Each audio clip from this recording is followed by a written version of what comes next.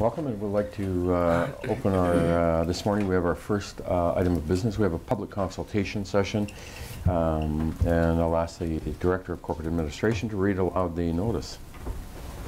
Thank you. This public consultation is being held to respond to comments received from anyone that may be affected by the proposed amendments to the City's official community plan bylaw, OCP Amendment Bylaw number 4403, 2019, seeks to include policies regarding flood mitigation and adaptation into the official community plan. In addition to the required public notice published in the local paper, referrals were also provided to the Agricultural Land Commission, the Peace River Regional District, Treaty 8 First Nations, Emergency Management BC, and the Ministry of Forest Lands and Natural Resources. And there were no comments that were received that were in opposition to this amendment. Thank you. And no correspondence or delegations? There was none. Thank you. For a first time, then I'll call for any comments. And for a second time, any comments? And for a third time, any comments? Thank you. So we'll close the public consultation session. And now we have the public hearing in regards to the OCP amendment plan. Thank you again. This public hearing is being held to hear from anyone that may be affected by the proposed amendments to the City's official community plan bylaw. OCP Amendment Bylaw number 4403 seeks to include policies regarding flood mitigation and adaptation into the OCP, and no opposing comments were received. Thank you, Brenda. And no correspondence or delegations? None that were opposed, no. Thank you. So for a first time, we'll call for any comments. And for a second time, any comments? And for a third time, any comments? Thank you. We'll close the public hearing.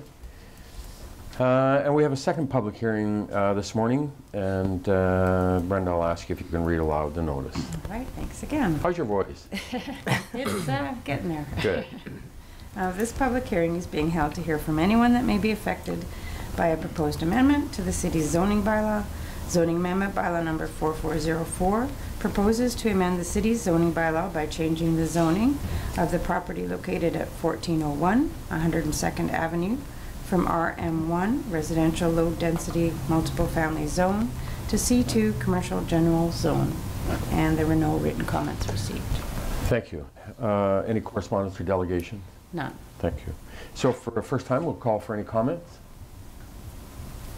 Second time for any comments, questions? And for a third time, any comments or questions? Thank you. So we'll close the public hearing. So at this time, we'll call to order our regular meeting of City Council with Committee of the Whole for Monday, March 25th. Our first item this morning is our delegations, and 2.1 we have Eric Bell from Northern Legendary Construction and Mike Zigan from Force Engineering in regards to a request for reconsideration on CN setback. Good morning. Good morning. Welcome. Delegation table is yours, and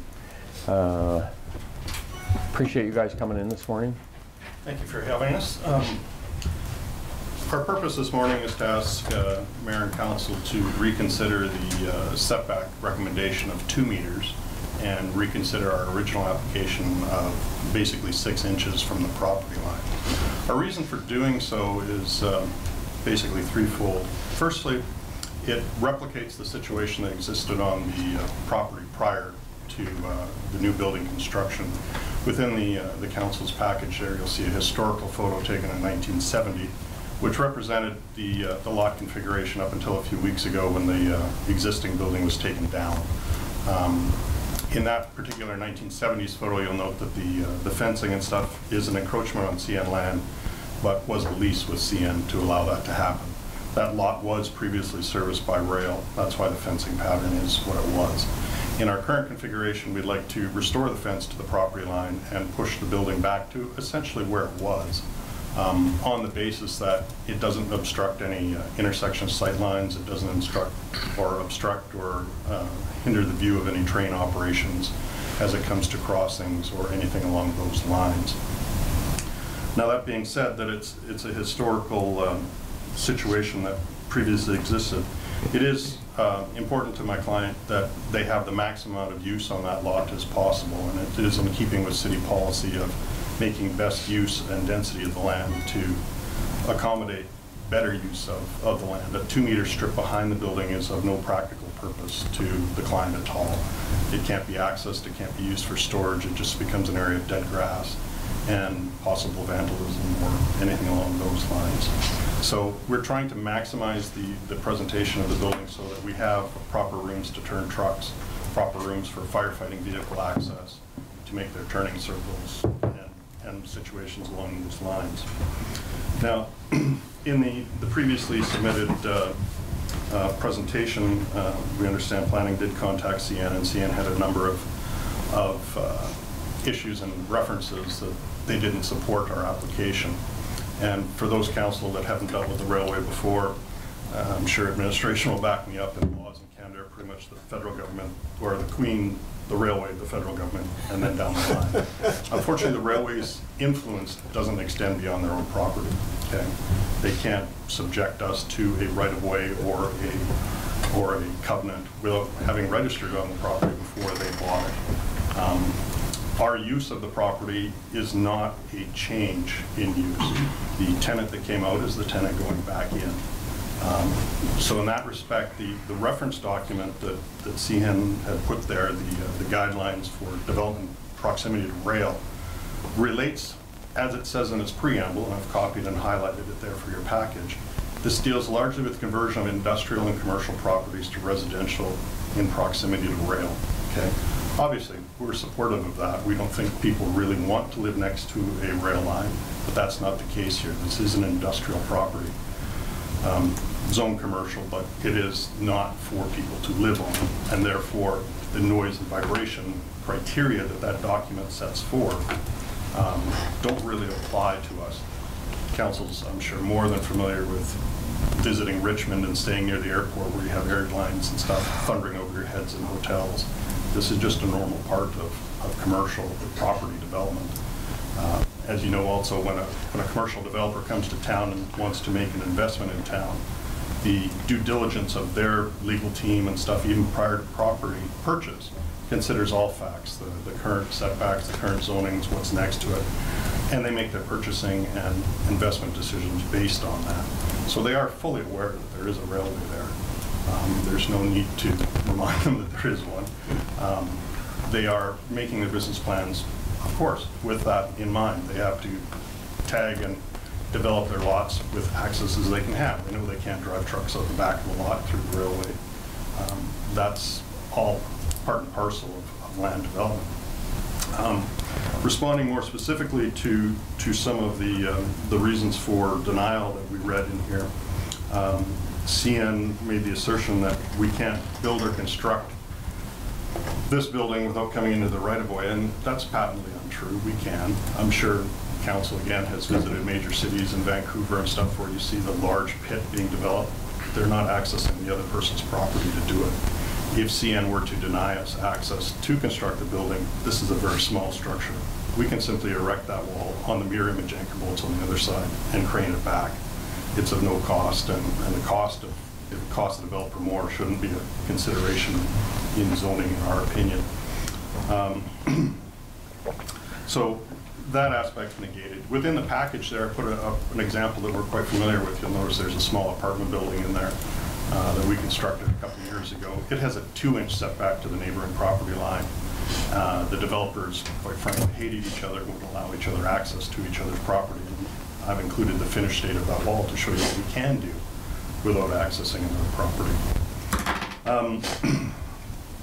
Now, they make specific reference again to this guidelines for new development. As I've said, that's mainly tagged for residential. And they do have, if you get council to maybe look at the sheet there, I highlighted the 15-meter setback right-of-way that is referenced in the document. I'll get you to specifically look at the diagram of the building in the top left corner of that and note the position of the building in relation to the property line. The document is specifically referencing how close you should live to a rail line. And obviously this is an unheated storage building. Nobody's living in there. It's not intended for human occupancy. We can in fact build right to the property line if council so humors us and allows us to do it. We're requesting 6 inches because we recognize there is a practical reality. We can't have our eaves trough overhang, and we can't have any of that. But as you know, all through downtown, be it CIBC and Scotiabank, there's no agreement to maintain each other's walls. Property owners either have to get along or they don't. In this situation, should CN decide not to allow us to access their land, as I mentioned, we're not worried.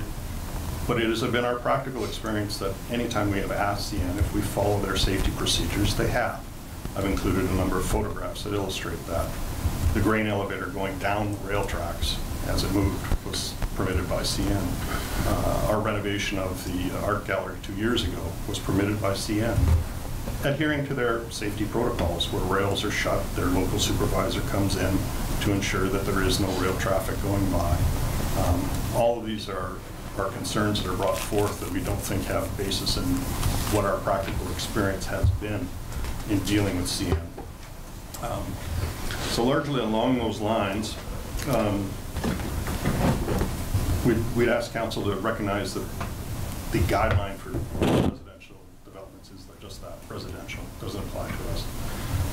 CN is more than familiar with, and I apologize this didn't make it into your package, setbacks to their main line. Maybe Eric will just get you to hold that up. This is arguably CN's busiest line. This is the Walker Yard in Edmonton, Alberta. And you'll note the position of all the industrial buildings up against the line. It is with 0 setback, absolute 0. And the zoning for that area is 0, by the way. CN's more than aware of that because their head office is 2 blocks to the west. They look at it every day.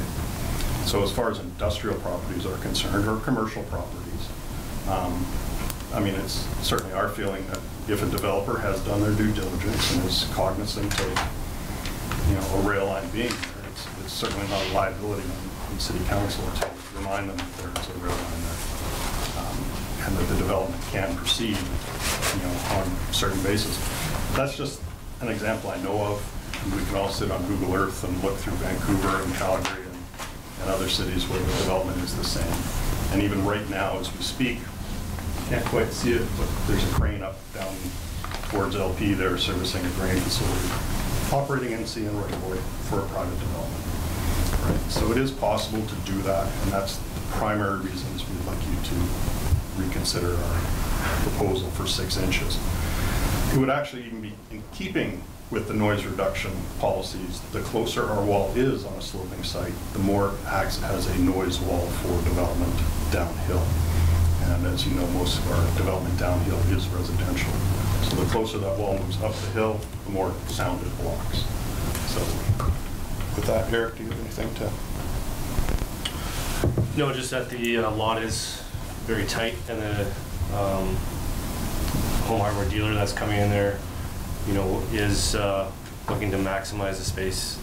They're not going to be the same size as they were before because they don't own the lot that is currently Flauman's little setup, and the neighboring lot that's for sale is not going to be part of that currently either. So the space is very limited, and it's important to the dealer to have as much space as possible. Good. Thank you. Thank you. Questions, comments from council? Anybody? So thank you, guys. We appreciate you coming in, obviously, this morning and giving us a presentation on this, and we'll bring it back under Mayor's business for reconsideration. Absolutely. Thank you. Thank you.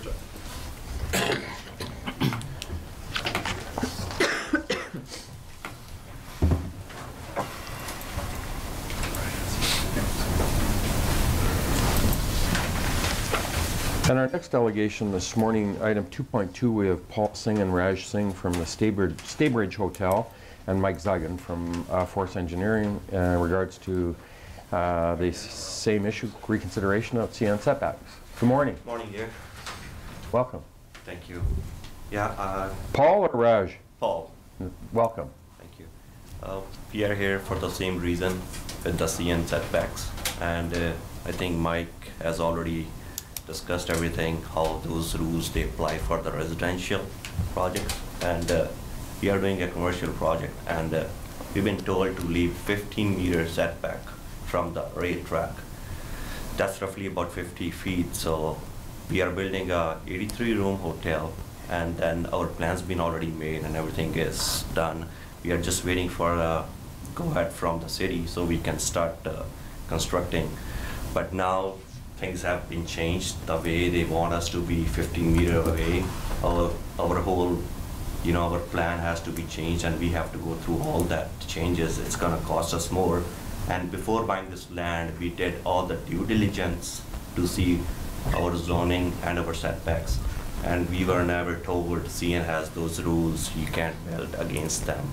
And as Mr. Mike already discussed, we are leaving about 2 meters away from the rail track, and I think they should be good. And we are doing all other due diligence, like putting triple glass windows so we can stop the noise and all that. And I think this is all I have to say, and we would like city can look into this thing, and we will be issued a permit so we can start working on the project as soon as possible. Thank you. And, so I will say council has not, it hasn't come forward yet to council because of the Ministry of Environment are the ones that have put the hold on us, and so for us is really locked in until they release it in order for us to deal with it. No, there was a contamination, and then we hired a company out of Fort St. John, Roy Northern. They worked on this project, and the land is good enough now. There's no more contamination, and it has met all the standards. So we have talked to our company, and they are working with the Ministry of Environment, and they have submitted all the paperwork they have asked for. So we did get back to Ministry of Environment. They are saying they need about 2 to 4 weeks of period to look into this process. So we are just waiting to hear back from them. Hopefully everything should be good. Okay. And we are just waiting for this CN thing. We don't know what to do now because of all these setbacks they just came into, they've been told to us. And I think the Ministry of Environment should be good because everything is good for us to go ahead and work on the land. So I'll ask through to administration. We're just waiting for, we can't proceed until Ministry of Environment give the okay for us to deal with the permit. So through your worship, Ministry of Environment and MOT, Kevin?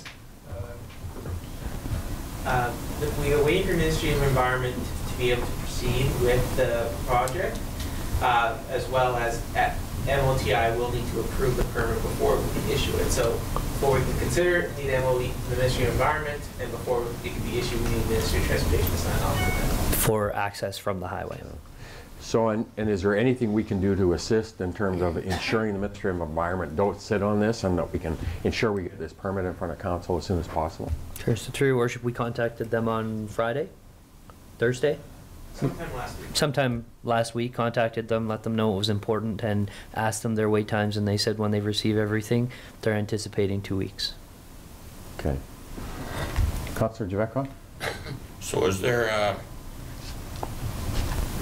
could we approve in principle the setbacks in the interim while we're waiting so that, the issues of going back to the engineering and redrawing the motel and all that stuff isn't confusing the whole issue? Duncan? So through your worship, typically we bring it all together just in case MOT or somebody else has another change and it's not a redraw. Typically it all comes together, so you'd want to see everything before you approve pieces. As mentioned, and I was prepared to talk about this under Mayor's business, but I can mention it now. The CN piece is, again, as Mike noted and as the owner has noted, is really their recommendation to us, around 15 meters, and maybe under Mayor's business. Kevin, because council hasn't actually seen this yet, can walk through the entire process and the application and the information that we've received. There's a lot of moving parts to it. I think from my perspective, we just want to make sure that we get this permit in front of council. Yeah. as expeditiously as possible, so council has the information and can make their decision on it, right? I don't want Ministry of Environment sitting on it for 6 months, right? Councillor Earl?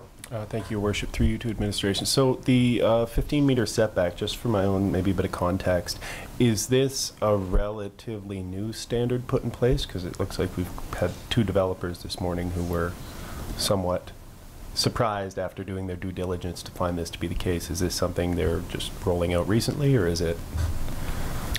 So, through your worship, the 15 meters is something new to us that we've heard, or is this, I have to ask Aaron because he deals more on that side. It's a recommendation. Okay. It's not a requirement, and it has to do with the train and the vibration and that use in proximity to residential is what they're indicating.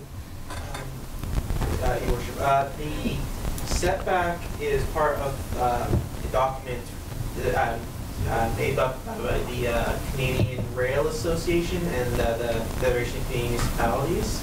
I believe it was first created in 2007, then it was updated in 2013. I'm not 100% sure of those dates. So it has been ongoing, and it has a lot of these development guidelines related to just any development near railways. So. Okay. Yeah, I'd also like to emphasize quick turnaround time for the sake of the investors. I know we've got limited construction time in this neck of the woods, so we want to make sure that they're not being held up needlessly by red tape, if at all possible. Thank you. So we will assist you in any way we can in order to get this permit in front of council. Okay. And we'll need to get that information back from the Ministry of Environment in order for it to move forward, because they're the ones locking it in. Councillor Javekov?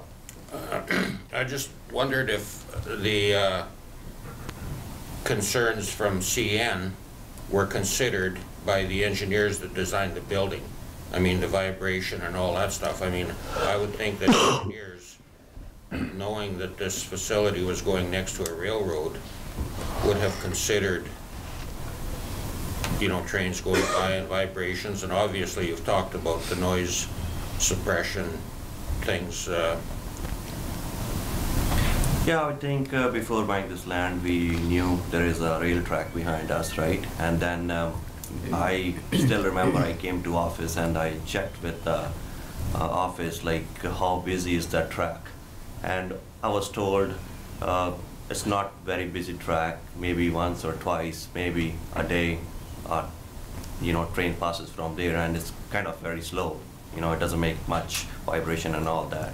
So I lived in this city now, and I kept on checking, you know, how busy this track is. And I found, you know, it's not much, and we can do all other things to stop the noise from coming in to the rooms, doing all our, we've been, like, we told our engineers, and they are fully aware of everything. You know, there is a track behind it, and the site plan too shows, you know, rail tracks in the back. So I think we should be okay with that, and our engineer said they can deal with this issue, so we should be good. Thank you. All right, so we'll work with administration and ensure that we get and support you in any way we can to get that from the Ministry of Environment. But that's the issue for us right now. Yeah, So. yeah. Okay. Good. Thanks so much for coming Thank in. you. Thanks. Thank you very much. Item 3, new councillor business. Councillor Wilbur? Thank you, Your Worship. I just want to follow up with the call with Minister of Transportation that I took part in because the Worship wasn't available. So right off the bat, it was kind of interesting. The Minister's first aspect was, would municipalities be interested in funding the bus that was currently put in place as a pilot project? This is the Greyhound So this service. was what replaced the Greyhound bus. So it was a one-year pilot project and a $2 million investment from the provincial government. So my response to that was no, I did not believe that the council I sat with or even myself would even entertain downloading onto municipalities to pay for this bus. They are looking at some federal funding that was announced, but they didn't have any other information on that. So interestingly enough, there's 3 bus services that run from Northwest into Prince George. One of them being the Highway 16 bus, which is used a lot, and the City of Prince George does fund that, but it's a different entity than the Northern BC bus.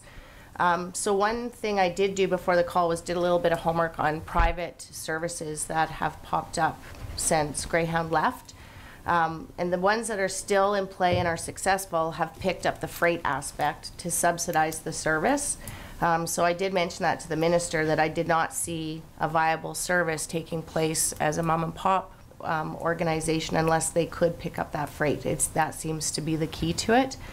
So there will be another conference call coming up. This pilot project ends in June. There was no date set. However, it was quite, I think it was put out there very clearly to the minister from many of the northern, so I'm going to say northwest, northeast communities, that we would not entertain downloading of that service onto our taxpayers, and that they're going to have to look at other things. And one of the suggestions was that maybe if the province is getting money from the federal government and it was a grant process, maybe these new businesses could be the ones applying to it and not have it in return the province getting the money and then downloading on municipalities. So I was quite clear that I did not believe our city would be accepting any downloading of that service. They did say they had 3,000 riders. My question was that they had announced, I think in the first 4 months, there was 1,500 riders. So my question was, were those return tickets or were they one-way tickets? Because given the funding that was put in, they've been subsidizing each rider to approximately $667 per ride. So I don't know who could afford that. I think a small business would go out to be done after one run. So it'll be interesting to see what they do. I mean, kudos on the provincial government for stepping in right away when the service was canceled. But I don't see this being something that's going to be viable in the future. So I just wanted to update on that phone call and where it's at. Good. Thank you for taking that for me. Councillor Parslow? Yeah, just a couple of things. First, on a semi-personal note, I attended the midget girls provincial tournament that was held in Fort St. John, the hockey tournament, and partly because my granddaughter's the captain of the Predators, and I made a commitment to her that I would go and watch every game. But sometimes going to these events have other impressions as well, as apart from the watching your own children. So we've had a legacy from a number of hockey events that have been held in this city. So has Fort St. John received this, and I think it's the standard of hockey that I observed, not being an expert in those things, but I was totally impressed. And I think it's an example of the legacy helped by people like Barry Rayner, Dick Powell, and many business people, both here in Dawson Creek and Fort St. John, that we now have a great opportunity for our kids to play and be coached and compete very favorably with communities such as Vancouver, Richmond, North Vancouver, Kamloops, and actually beat some of those teams. So that's a example of a spin-off from a major event and the legacy that we've received. I attended the Northeast Regional Advisory Committee. Councillor Letstrom was unable to attend, so as the alternate for that, I attended the meeting this Friday, and it was the first of these meetings that I've ever attended, and I just want to share some things that I think are important for all council to be aware of, and I think other people need to be aware of them. First of all, as councillor, ex-councillor, former councillor Rogers would say, almost every meeting, that money is being left on the table, and that money is mounting up, and so this is what grabbed my attention. There's time. The time is right now for a major proposal to come from some group or somebody in this region. The money's there. and they're looking at something that's new, not pre-existing, a new business, something with, preferably with an agricultural basis. And I'm talking in the millions. So, I've just mentioned this privately to our economic development person, Dale, and so that grabbed my attention. Secondly, they are looking at proposals for ways of putting out more money. Maybe there's always this money left over because the criteria that we have is too limited. The criteria need to be expanded. What needs are not being met by this fund? Are there unidentified needs? What is not being met? That's the question I haven't an answer for, but it's something that I would like every one of us to consider. The other thing, because you know this council, and I think other councils are concerned about issues of housing, particularly housing for seniors and low-income housing and so on.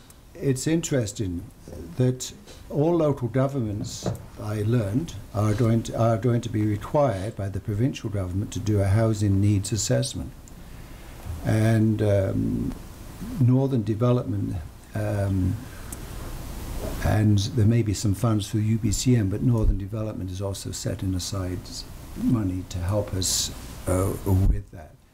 So I know that there's work being done by this council and staff that might be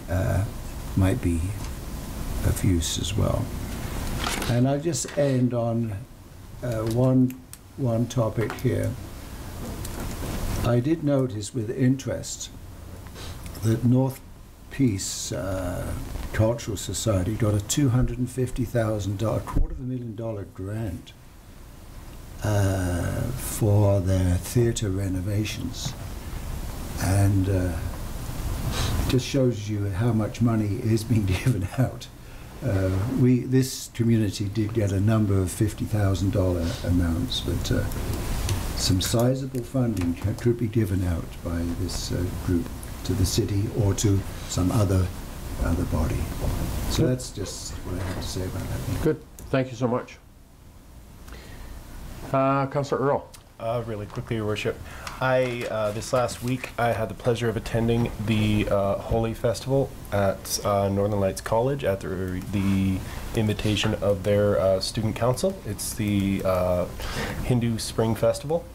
It was a really, really great, unique experience, and I think really speaks to how much our international students and our local immigrant population enriches our community and adds to the diversity here. So it was a really good time, and I appreciate the invite.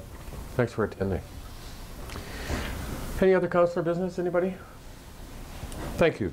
So we'll move on to our minutes. Minutes of our regular meeting of council, March 11th for adoption. Councillor Parkslow, Councillor Wilbert. Any errors or omissions? All in favor? Opposed? It's carried. And the minutes of our special meeting of council of March 20th for adoption. Councillor Earl, Councillor Wilbur. All in favor? Opposed? Carried. Thank you. Any business arising out of the minutes?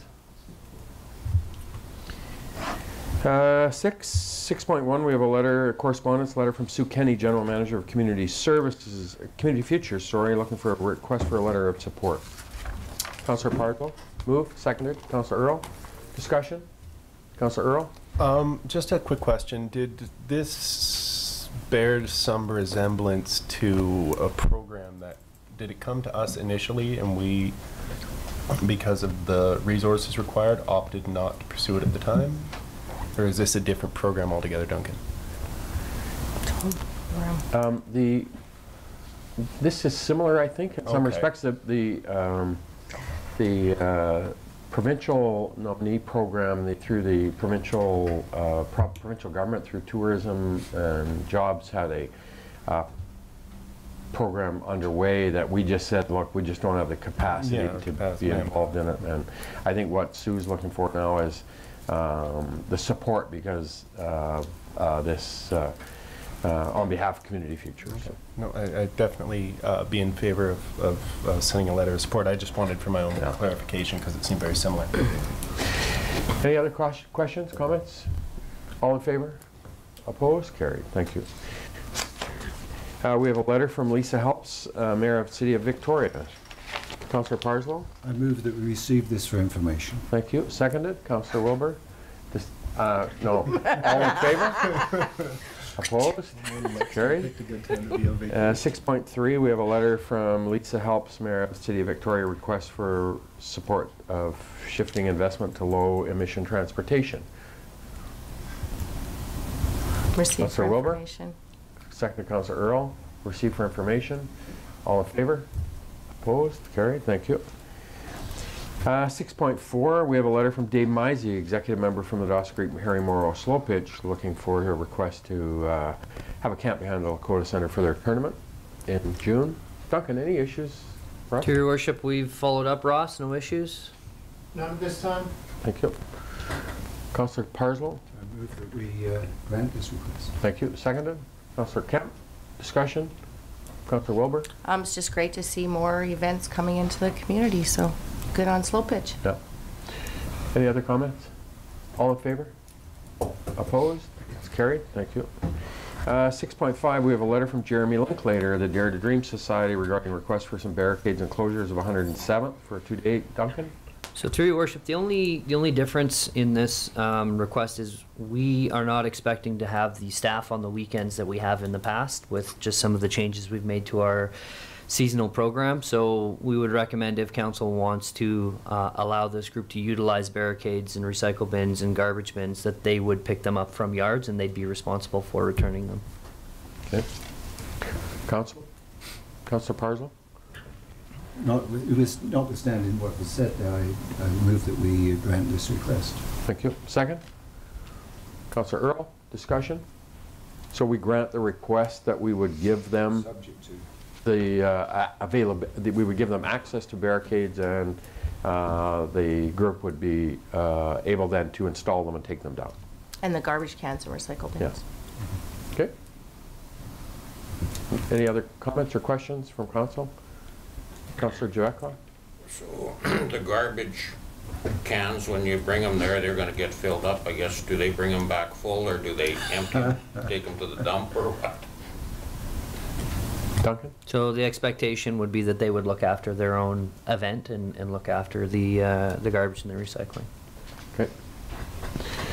So and we'll make that in We'll response to the organizers that we're going to give them access to them, but it'll be their responsibility to put them up, take them down, and look after their waste. Thank you. Any other comments and questions from council? All in favor? Opposed? It's carried. Thank you. 6.6, we have a letter from the Friends of the Dawson Creek Municipal Public Library regarding the proposed budget cut. Councillor Parslow? I move that we receive it for information. Thank you. Second? Councillor Javetkov? All in favor? Opposed? It's carried. 7, report 7.1, we have report number 19041 from the General Manager of Community Services regarding our 2019 janitorial contracts. Duncan, do you want to speak to this at all? Sure. So through your worship, this is well, since my time at the city, we've always contracted out these services for janitorial. It looks like pricing is good, and in the most cases is lower.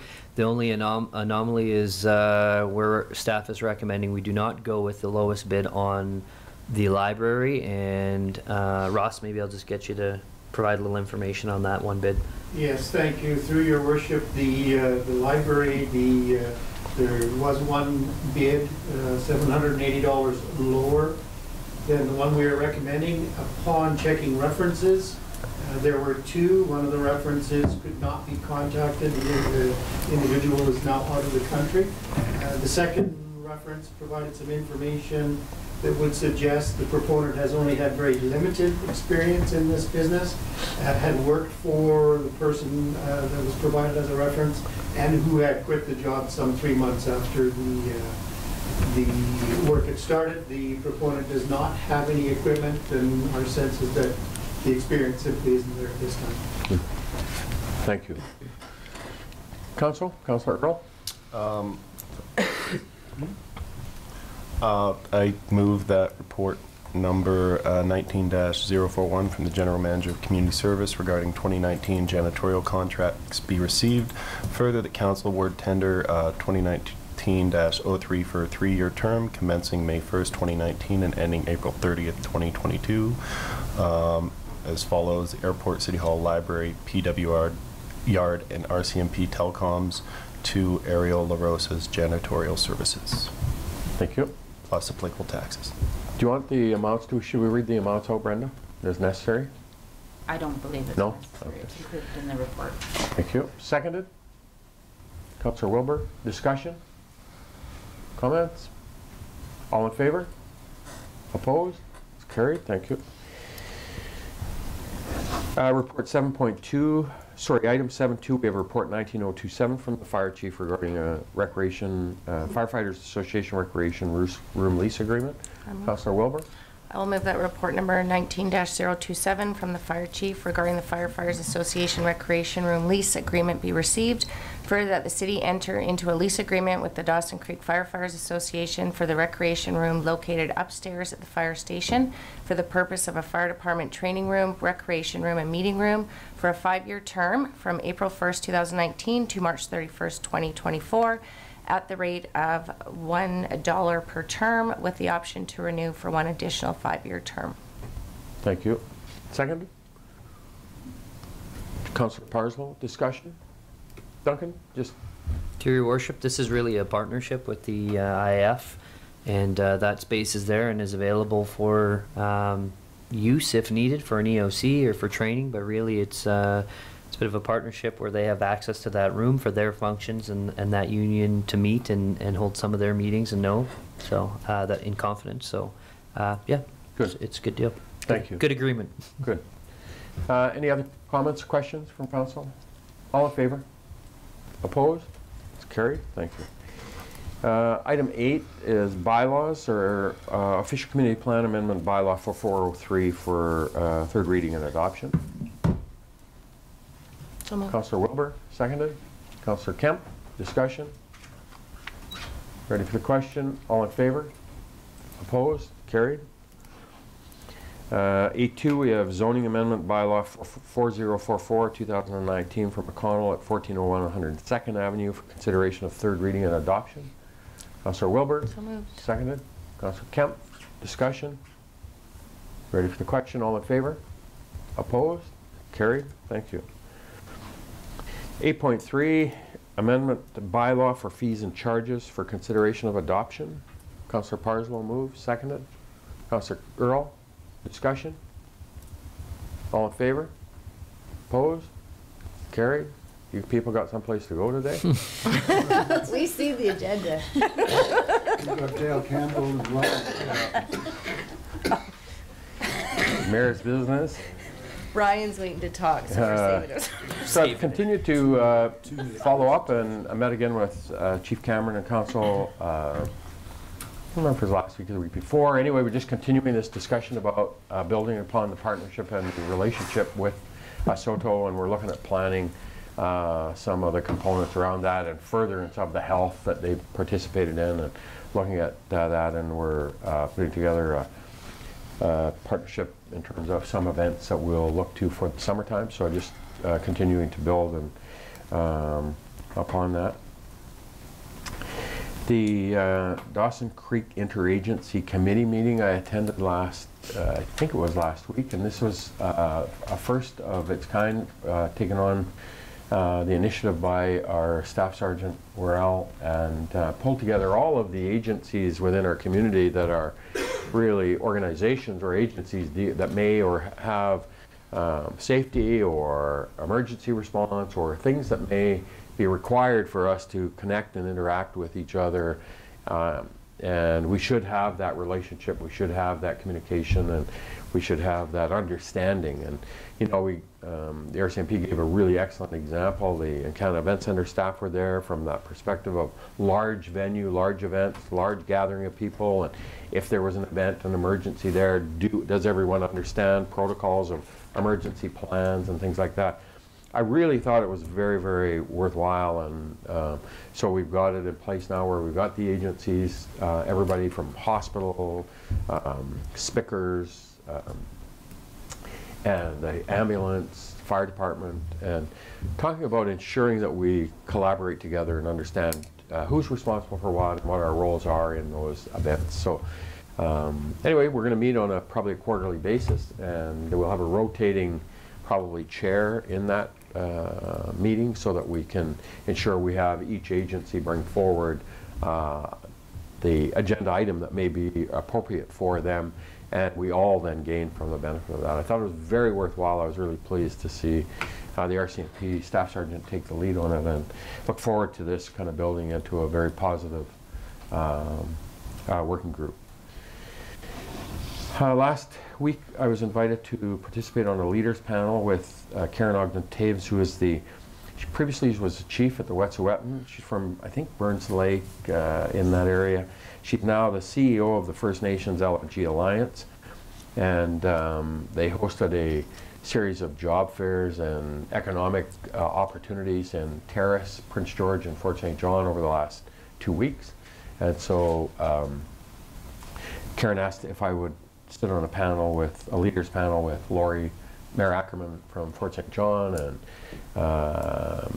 one of the chief councillors from Burns Lake, and the chief of Dan George from, I think he's down around the Burns Lake area as well, and Fifth. And anyway, it was just very well done, and it was just an opportunity for the First Nations and communities to engage in what the economic benefits will be for the development of the liquefied natural gas and the natural gas sector across northern British Columbia. And the First Nations LNG Alliance Society are very involved in promoting that message of creating partnerships and opportunities for the development of the liquefied natural gas sector in northern British Columbia for First Nations people and communities, as well as for all communities. So anyway, so I did that on last Tuesday, I think. Before I move on to a couple others, I just want to raise one more that came up late on Thursday. And the province called a very hastily organized series of conference calls with the northern mayors, and it was on the Caribou file. And so the ministry staff had a call and updated all of us in regards to the partnership agreement. The partnership agreement being the agreement that the provincial government have formed with West Moberly and Soto as it relates to the initiatives and the tactics that will be undertaken by the First Nations communities there to help ensure the rebuilding of the caribou herd. And the three of them that are primarily at risk right now or threatened are the Narroway, the Pine, and the Quintet herds, which are all south of, in the South Peace. And so we were briefed on the whole entire aspect of what the province and the federal government have been doing under Section 11 with the Species at Risk Act, and building that agreement, ensuring that they move forward with a strategy and a plan that will effectively deal with the recovery of the caribou. And the partnership agreement is one component of that. And so then we had a follow-up call right behind that with the ministers, along with Chief Cameron and Chief Wilson and the northern mayors. And they also then gave us an overview of what the plans are. So now they're really going to be pushing hard out over the next probably 2 months, engaging communities, engaging groups, engaging industry in relation to what this means, what it's entailing, what the plans will be, where the affected areas will be, how they're engaging with stakeholder groups like the backcountry users, like industry, like organizations that may be impacted by the plans moving forward on the recovery strategy for the caribou. I thought they did a very good job of it in terms of kind of outlining where they're at, why they're doing what they're doing today, and how they're moving it forward. And they absolutely have a plan in place in terms of getting back out now into our communities, engaging with our residents and our industry and our backcountry users to be able to put some input into that recovery plan, because nothing is agreed to at this point until they finish that final process to it. as soon as I reached out to Louisiana Pacific over the weekend, just because I want to make sure we engage with them and that industry are being engaged with in relation to fiber supply for Quintet and some of the aspects to them, as particularly in the Quintet area that the headwaters of our Bear Hole Lake, our water system, are in that Quintet, the bottom end of that Quintet zone. So we just now are going to start seeing it move forward, and so we'll see the community engagement start to occur, and I think that hopefully now that they can be a little bit transparent with the plans and the impacts to it, that people will be able to see what the impacts are and what the plans are in moving forward. So more to come hopefully in the very near future.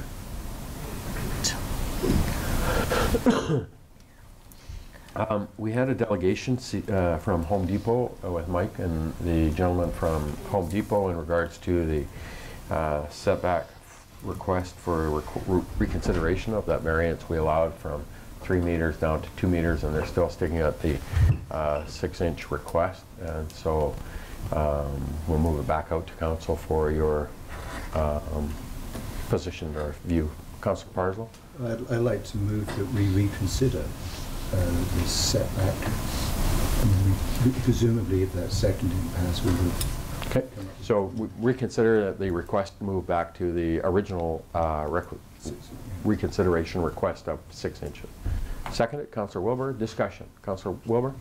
I'm kind of a visual person, so through you, Your Worship, I look out the window and I'm looking at PV Mart's parking lot, and I'm wondering, do we know what the setback is on that? Because it seems like there's the rail, the little sloping hill, and then there's pavement. So I would think that would be within that development. So I'm wondering if we don't already have a precedent set along our railway system with these new buildings are there. Like that, to me, seems like that's closer to 6 inches than not. So I'm just a visual person, and I just happen to look out the window and think there's a newer development right there. So yeah, that probably was not, I didn't need a permit for us to reconsider the pavement of that parking lot. I would assume that that was not a permitted requirement. Duncan? Just through Your Worship, facilities or construction of buildings and landscaping are different, I believe. Yeah, so they're different. And maybe with your permission, Your Worship, I'll just a real brief summary of kind of where we're at, right? Just for the gallery and for everybody else. Last meeting, council approved the 2 meter setback. We had a request from Home Hardware 6 inches or 0.15 meters, and council approved 2 meters, and that was a recommendation of staff.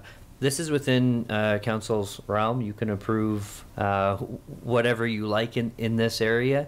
Really, the recommendation came from just those principles of setbacks and trying to create a buffer in between private to private property. We, as staff, we deal with that often, whether it be trees or water or these various items, but in the end, it is council's decision. That's all I have, unless Kevin or Aaron have anything else we need to add. I think we're good. I think we've said it all through our reports, and so really it's council's decision. Thank you. Councillor Javetkov and Councillor Wilbur.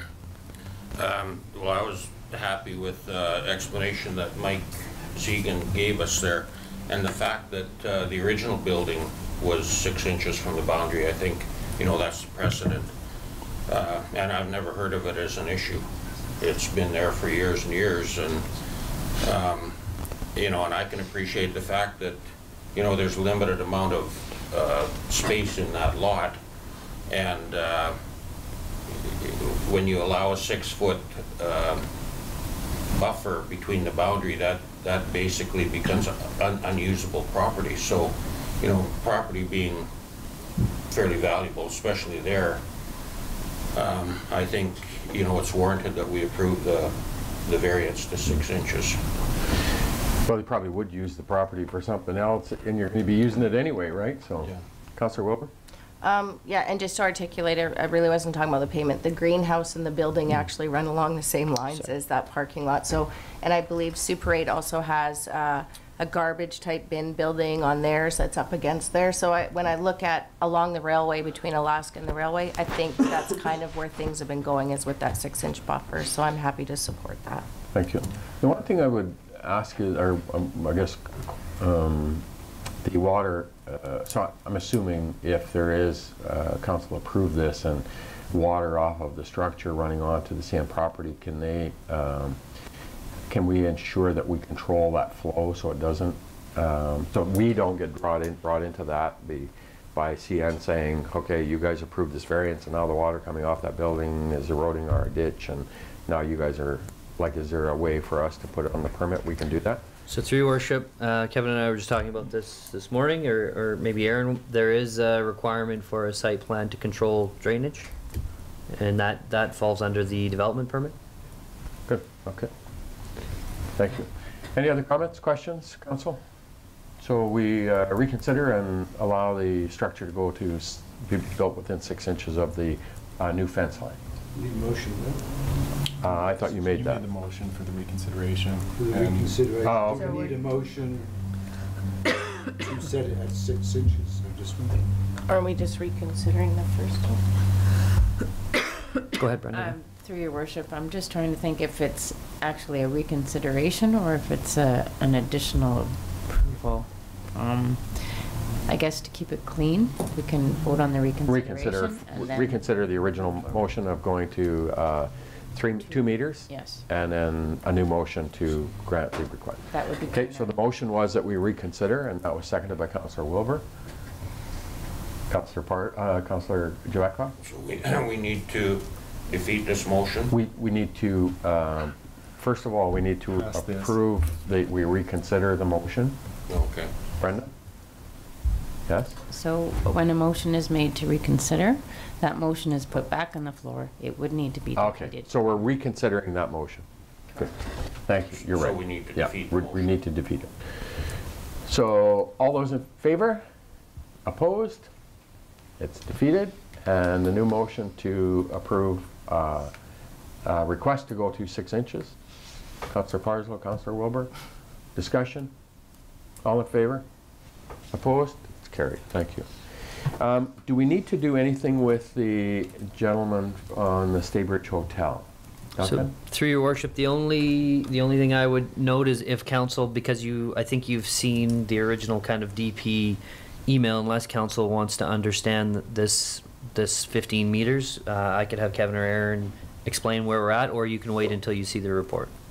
Yeah, I think honestly, to me, I just want to make sure we get, if there's an issue with Mr. Environment, with them saying there's a old tank farm there and you got to do that stuff, that the developer gets that dealt with, that we just want to make sure we support him in getting it through, whatever we can do to get it through Ministry of Environment so we can deal with that permit. So, sorry. Go ahead. I still don't understand the connection between the environmental issue. I mean, that basically stands on its own. If they have a problem with the environmental issue, you know, it would have to be dealt with.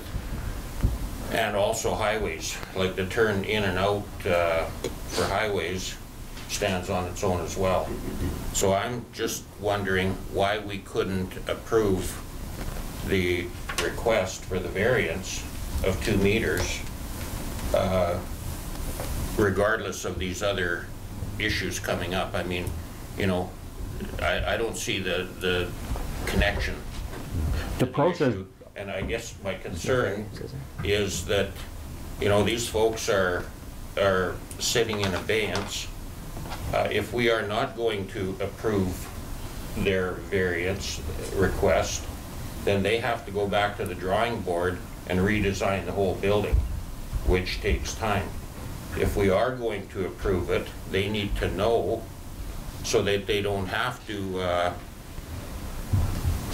go after redesigning the whole operation. Yeah. I think to me the only aspect is until we get a permit in front of us, it's hard for me to say how we can do that when we don't have the request for the permit in front of council. That's the only thing. Duncan? So through your worship, I don't believe the original design requires a variance. I thought it was just a straight DP, and the only reason it was going to come to council is because we had received some negative feedback from the surrounding area, and so I don't believe at this point, unless it has to change because of MOE or MOT, that we require a variance. We're just waiting for them to check the box to say that they're satisfied so they can move forward.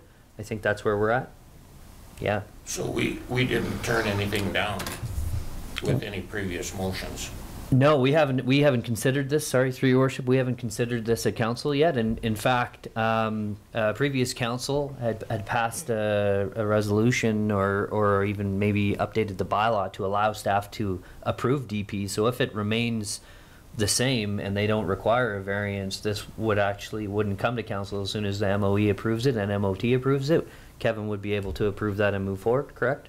Except for we did receive comments, and that's why we're going to bring it up. Oh, with CN, sorry, yeah, so we would bring it back to council, but it's a straight DP, there is no variance required. Yeah. At this point, And that's why I say, for me, it's just, once we can get MOE to give the okay, then we can get it in front of them. Duncan? So through your worship, just in response to this, delegate, council may want to consider passing a motion to direct staff to contact MOE and MOT to encourage them to move forward with the process as we're trying to encourage development. Yeah, exactly. Councillor Wilmer, Councillor Earl. Second. That we ask staff to follow up with the Ministry of Environment to get this expedited. And transportation. and MOT. Yeah. Thank you. All in favor? Opposed? Carried. Thank you. And our item 9.2, we have a letter from Shaylee Wilbur in regards to the South Peace Soccer regarding some signage at Loisel soccer pitch. By name, I'm in conflict. So, Duncan, can you speak to this? Sure. So through your worship, this request is not a permitted use through the sign bylaw at the soccer park. As the city owns the soccer park, council would have to approve even applying on a development variance for that or varying the bylaw. And so really this is just that first step to make sure the council is in favor of this moving forward. We would send notification. Kevin, what would the next steps be? Notification to surrounding properties, and then It would come back to council for the final decision. This is just making sure council's willing to consider it. Great. Thank you. Councillor Parsons? Well, I'm not prepared to make a motion, I just need more information. So right now our sign bylaw prohibits signs being attached to fences, but there's exceptions under certain conditions. For instance, the Tim Hortons and so on. So are there any other variations, and why would Tim Hortons be able to do this as an example? I'm not picking on Tim Hortons in any way, there are others. There's some conditions that allow things to be attached to fences, and what are they? I've forgotten.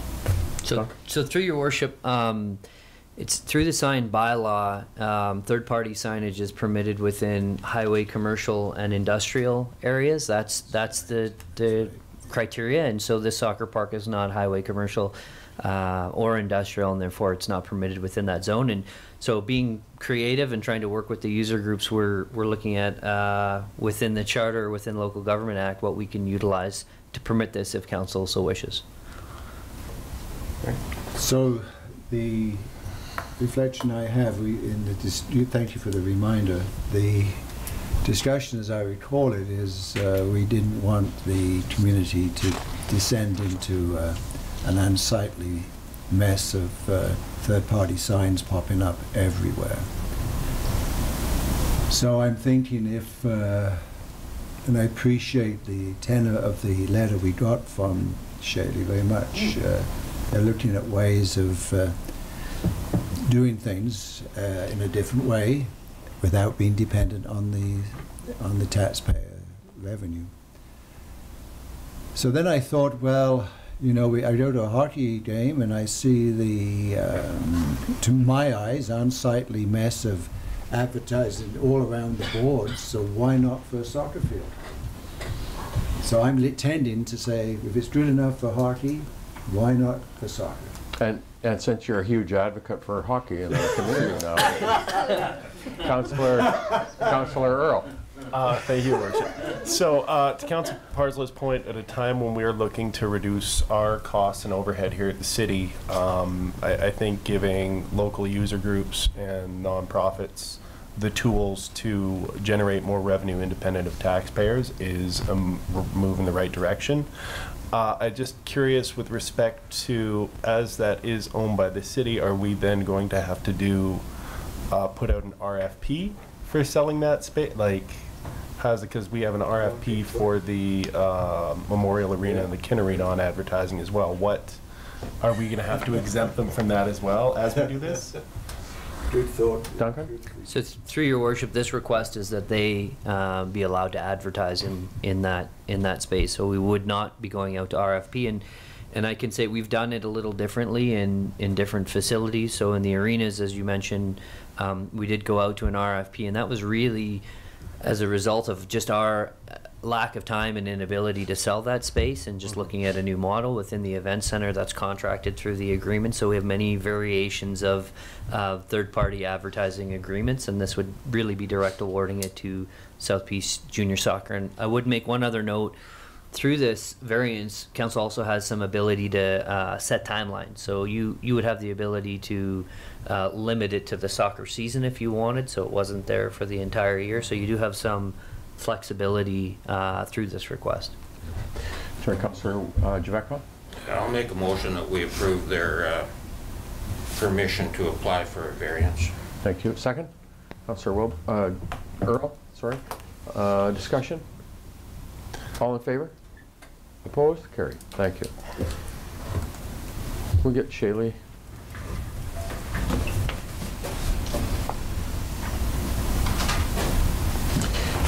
We have diary, anything?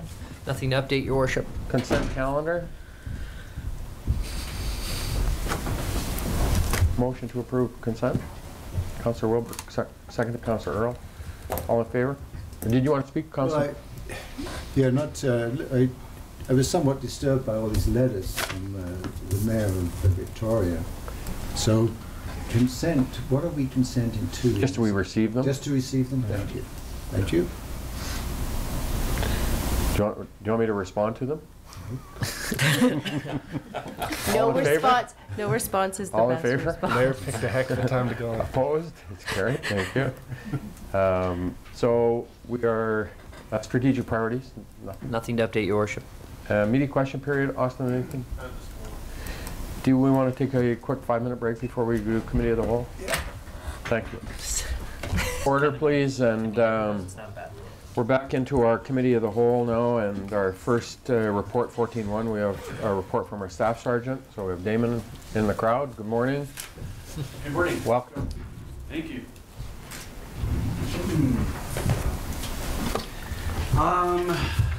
So I'll go over the report for February. You heard the news, though, first of all. I did. And I did. So we're maintaining our complement of 25 members. Yeah. That's great. So the members are looking forward to serving the city of Dawson Creek. Great. We have some big plans for the city moving forward, and for crime reduction trends, and our priorities that I'm going over with you. And so, Well, I was raving about the interagency meeting. I thought you did a great job. appreciate it. Thank you. So speaking to our resources, during the month of February, we did get our a new recruit. She came from the RCP Training Academy. I think she's already met you as well. Yes, she was into the office. Yeah. At the time of this report, which is the end of February, we were carrying 2 hard vacancies. We are presently carrying 2 hard vacancies. Our last recruit is going to be arriving this week.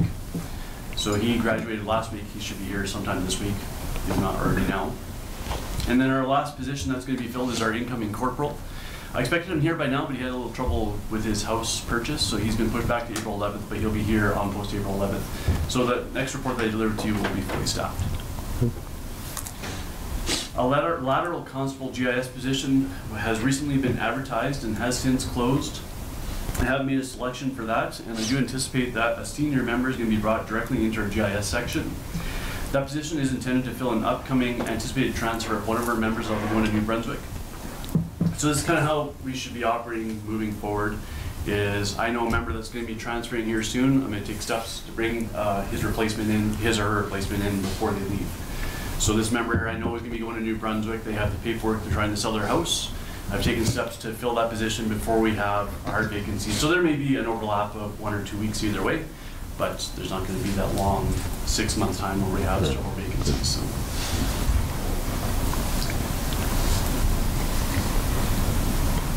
On February 5th, as a result of the incoming transfers, most of our recruits are coming in and filling these vacant positions. I have been able to move 2 of our regular members back into our GIS unit permanently. As you know, the unit's largely responsible for targeting of prolific offenders and proactive engagement of crime groups which are operating in our area. So over the coming months, more members will be moved back into that unit. It's a 5-man unit. So I anticipate that it's going to have a large effect on the overall crime in the Dawson Creek area because, as I've told you before, that unit is largely proactive. So by staffing that unit, they'll be able to get out. Just in the last month, they've actually done 2 warrants, search warrants on houses locally here in Dawson Creek, and they've got a bunch of drugs out of those houses, drugs and guns.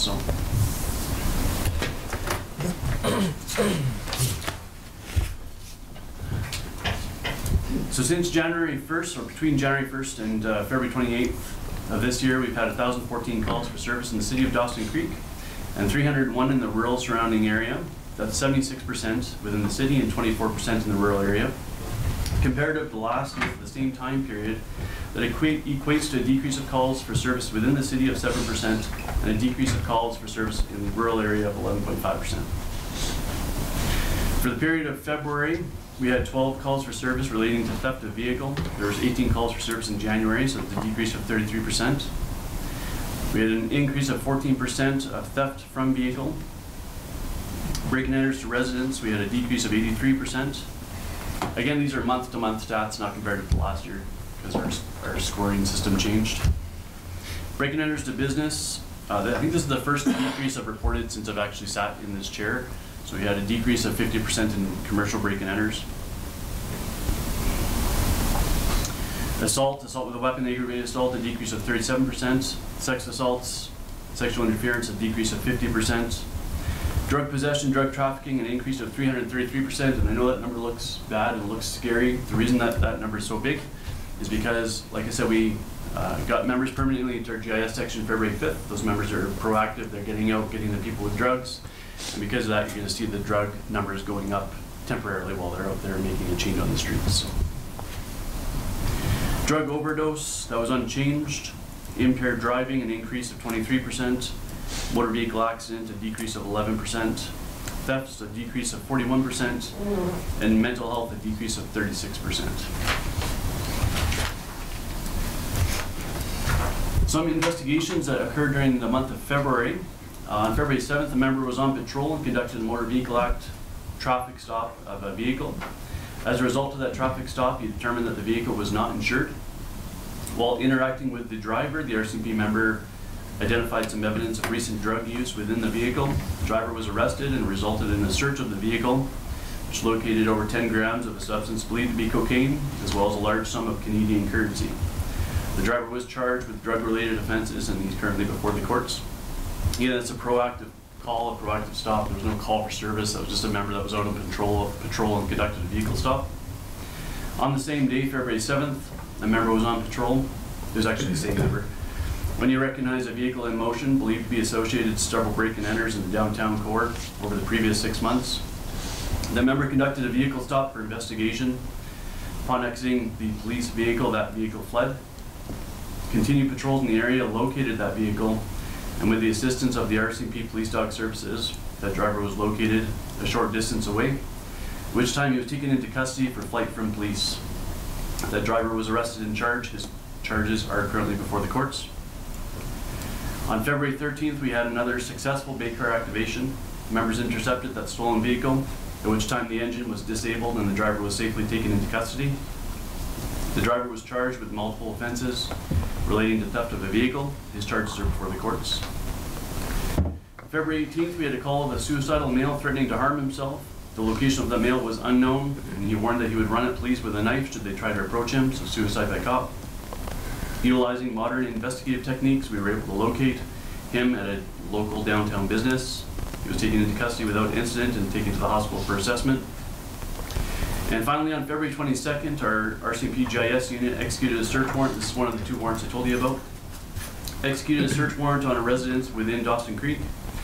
As a result of that search warrant, large amounts of illicit drugs were seized, including both cocaine and methamphetamines. Additionally, drug paraphernalia and weapons were seized, supporting drug trafficking charges. The file is still under investigation, but it's anticipated that multiple persons will be charged with related drug trafficking offenses. Within the village of Pouce-Coupe, we did respond to 35 calls for service. During this reporting period, that's the same as we did last year at the same time. So just in closing, so far our bait cart program has been very effective in Dawson Creek, and I want to continue building that program up. So I want to get a couple more bait cars active or working here within Dawson Creek area. It's my hope that we'll have 2 or 3 bait cars within our area, within our policing area. As you mentioned, as you know, an interagency committee meeting was held with various stakeholders and community leaders on March 13th at the RCMP detachment. It was the first of many meetings which will be held moving forward with intent to network and improve the relationships between the agencies and organizations in Dawson Creek responsible for public safety. The Dawson Creek annual priorities have been identified in consultation with our stakeholders, and a final draft will be prepared and sent to the council within the coming weeks. I'm just preparing that now. And that's all I have for you today. Great. Thank you, Damon. Questions? Councillor Parslow and Councillor Earl? Yes, sir. Utilizing modern investigative techniques. Is that using cell phones, or what does it mean? Yes. I'm used to RCMP terminology. They like to expand things. Okay. The Pouce-Coupe, you may not know this, so this may be to staff. So Pouce-Coupe, what does it pay, as a village, pay towards the RCMP police services? So, through your worship, my understanding is, without doing any research, they're under 5,000. So they don't pay in, just going out of the legislation or the act. I think I agree with you. Yeah.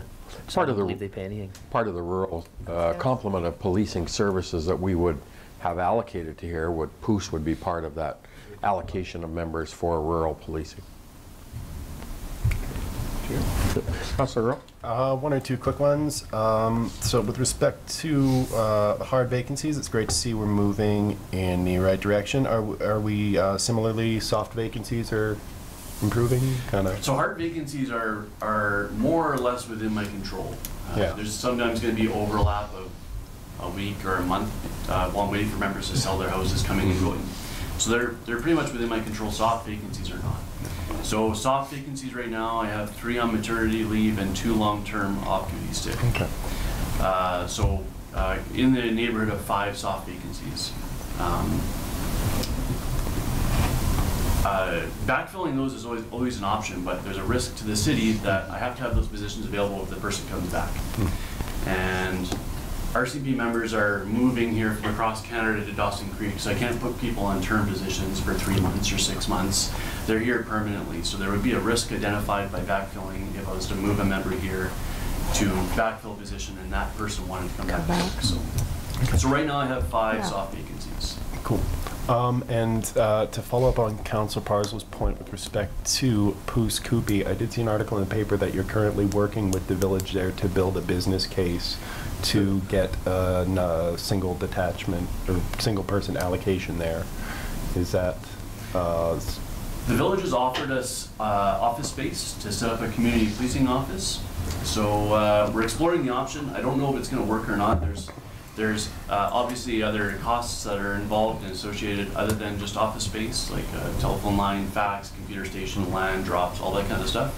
So I don't know if that's going to go ahead. We're looking into it right now with the village of Pouce-Coupe, just have a workspace out in that area. Okay. And just one quick last one, I ask this all the time. Last fall, when you met with our local downtown businesses to discuss the rash of break-ins that was going on, you provided them with your contact information and offered a free security consult service to anybody who would care to take you up on that to help make their business safer. Has anyone contacted you from that group yet? Disappointed to say no. As am I. Thank you very much. Thank you, Councillor Earl. Any further questions, comments? Councillor Javekov? I was just wondering about the makeup there. There's supposed to be 29 members here. The city is paying on 25. and 4 are traffic, or are 4 rural? 4 are provincial. So 4 are rural and they're detachment Okay. resources, yeah. Okay, so traffic is separate over That's above correct, the 29? Yeah. Okay. Yeah, there's a separate 5-man or 5-person traffic section. Yeah. I guess I was confused during the budget meeting there. They were talking about rural members, and I thought, well, who are the rural members, or where do they come from? So that's their provincial members, Yes, and there's 4. yes. So those are all under my organizational chart, so they work under the detachment, so. Right on. And then under that also, though, when you talk about traffic, but there's also a municipal traffic that would fall within our complement is. of staffing. Yes. Yeah. Yeah, so we have 4 watches of 5 members, 1 municipal traffic position, and then a GIS section of 5. That's pretty much our detachment resources here, so. Just one other question. So does the city get credit for those soft vacancies? Yeah, you don't pay for them. No. You don't pay for You them? aren't billed for them, no. Right. So after soft vacancy is not boots on the ground after 30 days, they're removed from the city expenditures and moved to the province. Thank you. Any questions? Any further questions, comments? Damon, thank you. Thanks for coming in. Thank you. You have to come in, don't you? No, I'm kidding. Okay, he has no choice. Thank you. Our 14.2, we have a report from our corporate officer. Good morning. Welcome. Good morning. Good to have you here today. Why, thank you very much. Good to be here. I'll just highlight a couple of things in my report. First of all, the policy review. I believe Cindy has sent a link to the policy manual to all of council. I'll follow up with an email to everyone just with a deadline to respond to me, as well as any information I need to move forward with any policy amendments, changes, reviews that council would like. So all that information will be in the email. I expect that in the next week. It is tender season again, so Cindy's very busy with getting tenders out, and she keeps a list current in our Committee of the Whole report, so you can keep up to date there. A couple other items that aren't in my report is the trade show this weekend, or the Home and Leisure Show it's called. Melissa and Aaron have been preparing the information for the displays for the city's booth. They include event tourism, special focus on Hockey Canada, and there will be Hockey Canada giveaways and 2 draws for hockey tickets to the 2019 World Junior A Challenge. Love Dawson Creek is also in the booth, and there is a food cycler giveaway prize included with that. Also, business facade information and 2019 budget and recreation program brochures will be in that. And I believe you all have been included on timeline to sit at the booth this weekend as well. Tab has that information. And one last thing, Cindy has been working on a proposed bylaw amendment for the garbage containers, the damaged containers. She's reviewed several cities, and there's many different policies around, so she's going to be bringing forward a bylaw amendment that addresses stolen containers, damaged by a third party, and damaged by a waste contractor, that type of thing. So you'll see that in the near future. That's all I have. Thank you, Brenda. Any comments, questions? Councillor Javetkov? I'm just curious, are we going out for bids on less hanging baskets this year than we did last year? Or do you know off the top of your head? I don't know off the top of my head. Cindy, do you know? Yes, through your worship, that is correct. We are going out for 100 versus 198. We typically tender.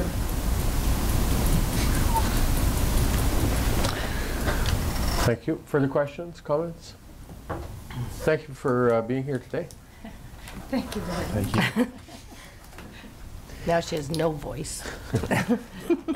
Our next guest presenter, we have our Chief Financial Officer's report. Good morning. Good morning. Welcome. You've been quiet this morning. Yes, saving my voice for the next budget meeting. You're not invited to that one. So regarding to the report, I think I just would like to address two key topics. One is the external auditors. They just finished their visit 2 weeks ago. So we are in the process of finalizing the draft of the financial statements, and the expectation is by April 8th meeting, we're gonna have the draft for your review, and then the final version by April 29. And I'm currently working with the 5 years projection, and also by April 8th, I'm expecting to present the numbers for the bylaw on to be read on May 1st. And that's for it. Short and sweet. Thank you for coming today. Thank you for having me here. Any questions for Flavia? Councillor Javakov? I'm just curious, you're talking about the budget cycle here for 2019. Do you have a planned budget cycle for 2020? Yes, so the expectation is that we're gonna be at least 2 months early than what we normally are proceeding. So I will be start to work with management as soon as we finish our projections for 5 years and discuss the adoptions, and we will be start to work with the 2020 budget. So good, thank you. Any other questions for Flavia? Thank you for being here today. thank you.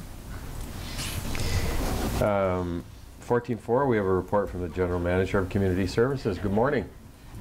Good morning, Your Worship. Members Welcome. Of Council, thank you. Committee Good to have all report these people here today. Sorry. So for my current report, as you can see, it's finally turning to spring. I'm crossing my fingers that that is going to remain the case. Community Services is switching gears this time of the year. We're putting to bed our ice surfaces and our winter sports and turning our minds to spring and summer work, rolling out summer staff members, plans for park maintenance and what have you. Although not exhaustive, some of my current priorities include preparing a short list for our Parks and Facilities Manager, which closed last week. I'm very pleased. We received 23 applicants for that position, so sifting through those, and we'll begin interviews in the coming weeks. The Public Works Edition, a final inspection took place on the 5th of March.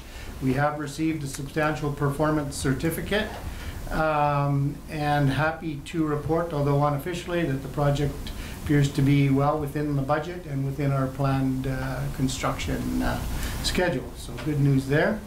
Spending a fair amount of time reviewing and negotiating current lease agreements right now. We've had a number of meetings with the Exhibition Association. I had a meeting last week with a representative from the Curling Club, and there are a number of those agreements that need to be renewed.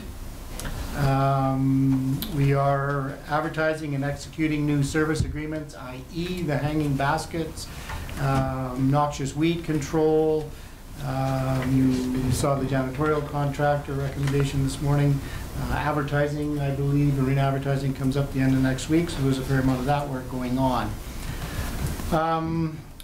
At the fire department, inspections totaled 133 to date this year. Calls for service were 78. And a total of 398 training hours have been committed so far this year. All of our fire department commercial vehicles have received their annual inspections, and I think we're good to go in that area. And of note, I thought this was quite unique. The chief attended early March, attended the BC Fire Leadership Summit.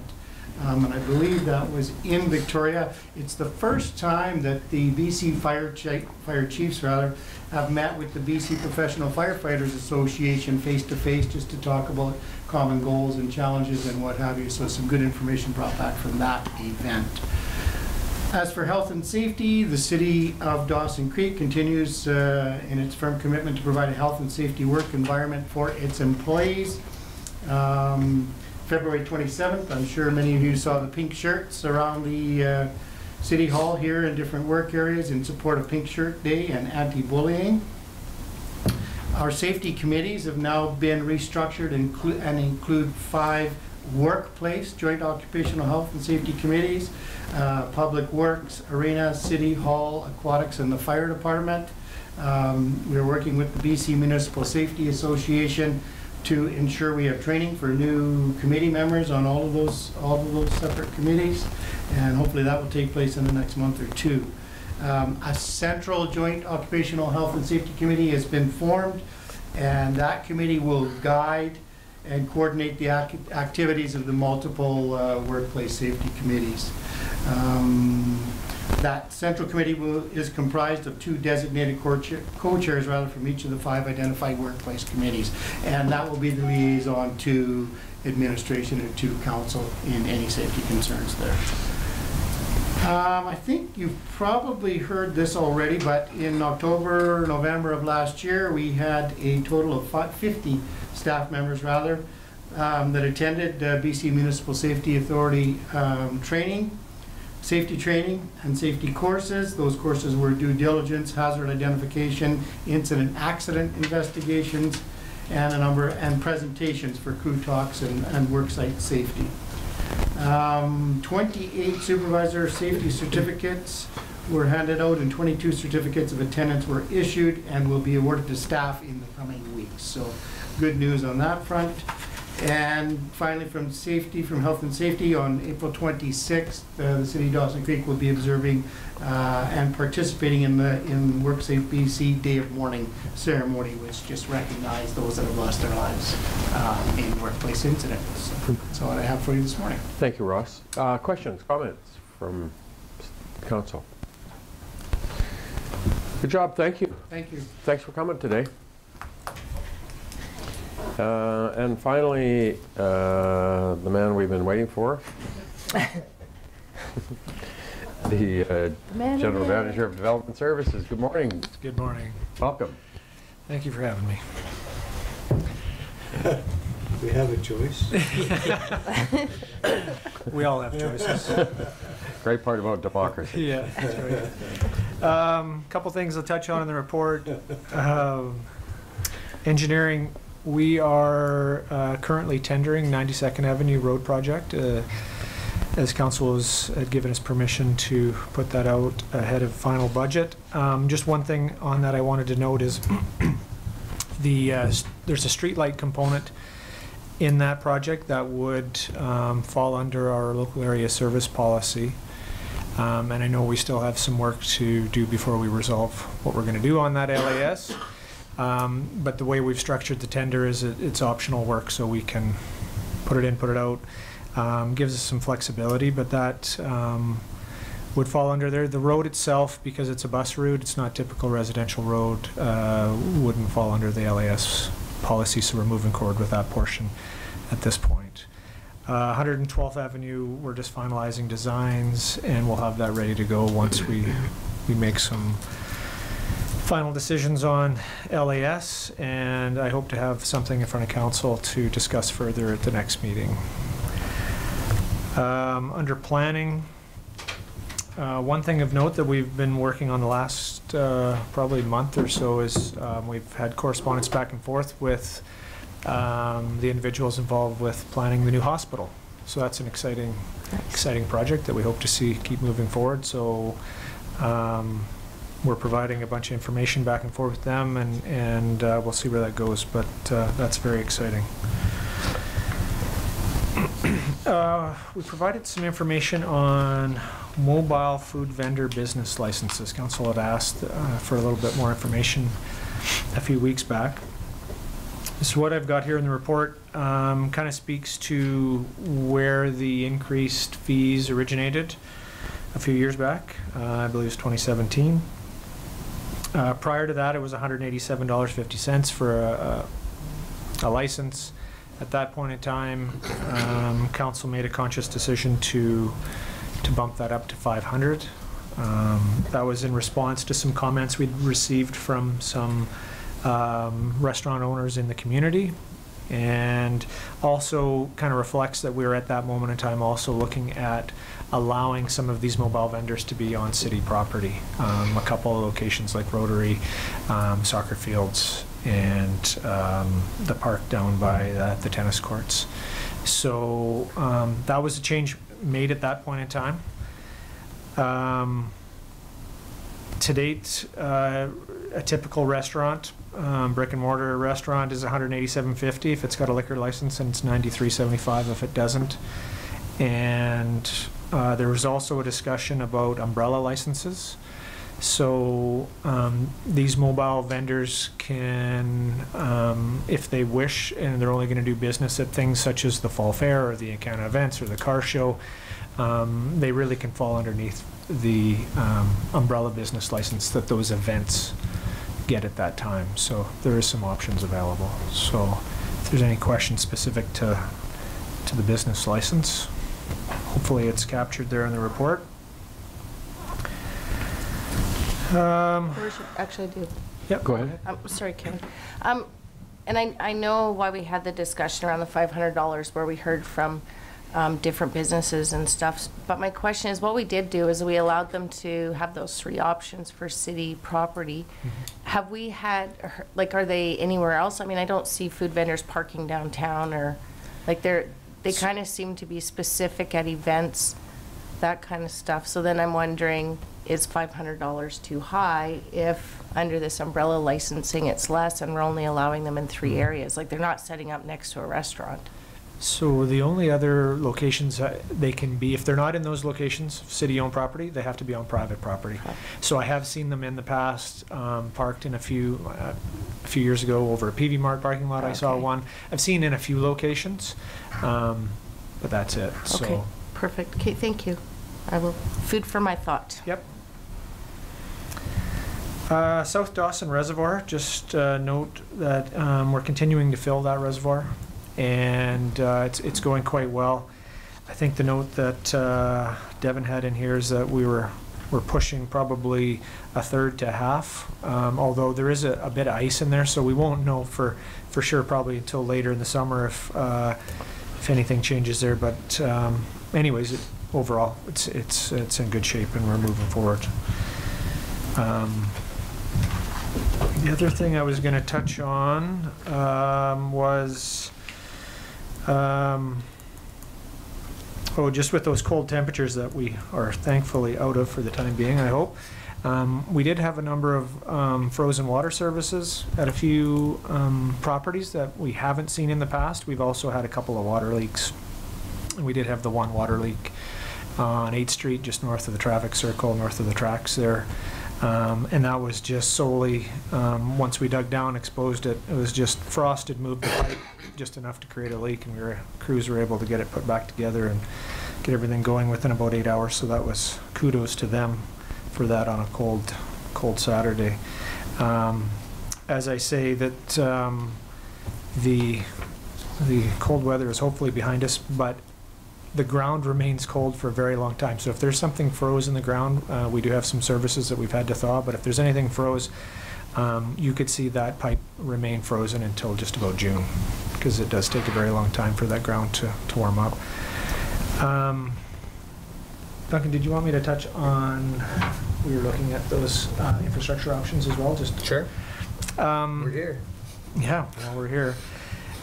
Kind of goes back to the LAS report, and there was some discussion about infrastructure charges or different options available to look at revenue generation. And so I've done a little bit of research, and I'll bring more forward at a subsequent meeting, but I just wanted to let council know that some options out there that we're seeing develop in communities is an infrastructure levy. That is a specific tax levy on the tax bill that goes strictly to infrastructure. So it's goes to a reserve specific for that. So places like Vernon, Port Moody, Saanich, West Vancouver, Kelowna is considering it. Those are the ones that I've seen so far, that they're using various levies on their tax notice specific for infrastructure. So something to consider. Vernon's case is they're using a 1.9%. I've seen everything in those communities I mentioned from 1% to 5%. And they're using it all to address infrastructure deficits. So it's not the silver bullet. It's not going to raise millions and millions of dollars, but it is an option, and it might be something that, you know, helps when we talk about LASs and how they work, and so maybe there's something there. So we'll bring some information forward in a couple of weeks. So that's it. If there's any questions. Questions for Kevin? Councillor Parslow? Would you refresh my memory on the water leakage that affected the golf course? It happened about a couple of months ago. What was the source of the water? So we had a water leak at the fire hydrant right at the entrance to the golf course. So it was our responsibility. Yeah, that happened about, it was in the last month. And so it was on a Sunday afternoon, a hydrant, something with the valve blew apart. We had a significant amount of water come out of there and run towards the building, ran around the building, and also got some of the floors in the building wet. So I met with the manager, and we've been dealing with them. We're committed to go in and do some cleanup in the parking lot now that it's dried up, and try and assist there a little bit. Thank you. Any questions, Councillor Jericho? On that levy for to compensate for the LAS, are you using a number related to our normal revenue from landowners' contributions, or to determine what a fair levy would be? I think that's something to consider. I haven't got to that point, but I mean, if you look at, in our instance, 1% tax levy is approximately $150,000. So it gives you some context. Going back to 112th Avenue for pavement, I think, you know, it was about that much. So, you know, it's something to consider, is that you could look at, if council wished not to deal with the specifics of a one block or a certain area that has the ability to approve or not approve a project, and look at it as a general cost across the community. It's just, it would be an option to Well, explore. we must have records, like during the peak years, I guess, when we're using LAS quite a bit, what the average revenue would be per year. And yeah, it seems to me that a levy based on that amount wouldn't be, you know, a showstopper for the taxpayers. Mm-hmm. Yeah, absolutely. We've got records, and the challenge with the LAS has been that because of rising costs of construction, it becomes more challenging for property owners to accept, I believe, my opinion, to accept those costs, and so that creates a challenge in getting those projects approved. So, sorry, it's a shift in philosophy as well. Right now, we're very reactive in that often these roads are in a state of failure or failing when we go to these neighborhoods and start talking about an LAS.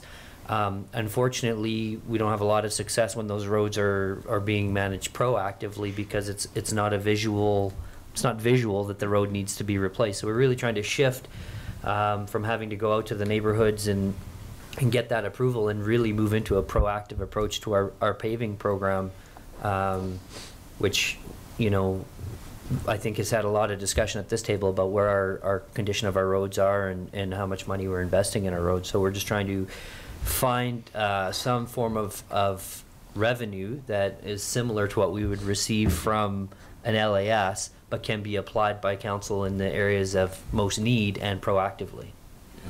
Yeah. Just one other question. On the sanitary main upgrade from 99th Avenue to 17th Street. Yes. Are we letting the contractor off the hook? He didn't complete the contract, and we're letting him off the hook? So the contract is complete. There was deficiencies. We were holding monies for those deficiencies in the 2 or 3 times in the amount. We've worked with the contractor, and they have been unable to come and deal with the deficiencies, so they've relinquished their money to us. So the money that we've got will do the job? That's correct. Yeah, Is there any profit in there? well, like I said, typically in deficiencies, it's 2 or 3 times the amount of the actual estimated deficiency, so we have some room in there. On the hospital, and so we had a presentation at the ERD from Northern Health on the hospital project, and so they're in the planning stages now to move it forward to the business plan to the Treasury Board for the province this summer, this fall. The aspect of us, does that put any real additional burden on us as a community to when they build a major facility like that in our community? Like in terms of building inspection or engineering or anything like that, Kevin? Well, a lot of that, I mean, there's going to be a fair amount of work with the engineering side because there's going to be relocation of infrastructure, some additional infrastructure.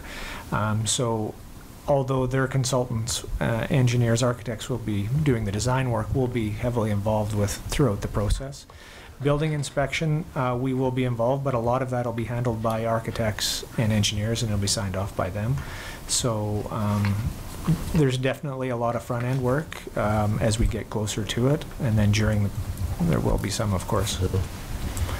So the reclaimed the truck waste facility. Yes. Can you talk a little bit about how that's operationally now? What we're seeing with that new service? Yeah. So it's going quite well. What we're seeing is that as far as generating revenue, it's kind of where we expected or a little bit better. So we're going to be in a positive situation if the trends continue. So that's good.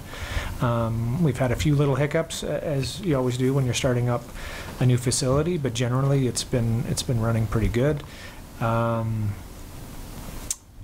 What was it? We had one incident in the last, I think it was last month, where we had one hauler bring in some gravel, and it caused us some grief, and so we've dealt with that individual and as far as cleanup and whatnot. But overall, it's been positive, and it's, I think, quite a benefit. Good. Revenue's been good to offset costs and absolutely. Yeah, very positive. I can't remember the numbers exactly, but we're going to be in a definite positive situation if the trend continues. Our costs are around $150,000 to $200,000, and our revenues should be projected to be in excess of $400,000. So. Oh, good. And is there lots of new service now? People looking to come into it, having the service available. Have we seen more interest in it? I haven't myself because I don't deal with each individual. I know we've kind of got a set amount of contractors that are hauling in. I don't know if we're getting continued interest or not. And the reclaimed water, we had very positive first 2 months. It was sales were up, and I looked at 70,000 cubes. It looked like. Yeah, reclaim flows. Yeah, for the first 2 months. We're about 70,000 total. So that's a couple 100,000. And that was all through the truck fills. Yeah. Is March continued, or is it shut down?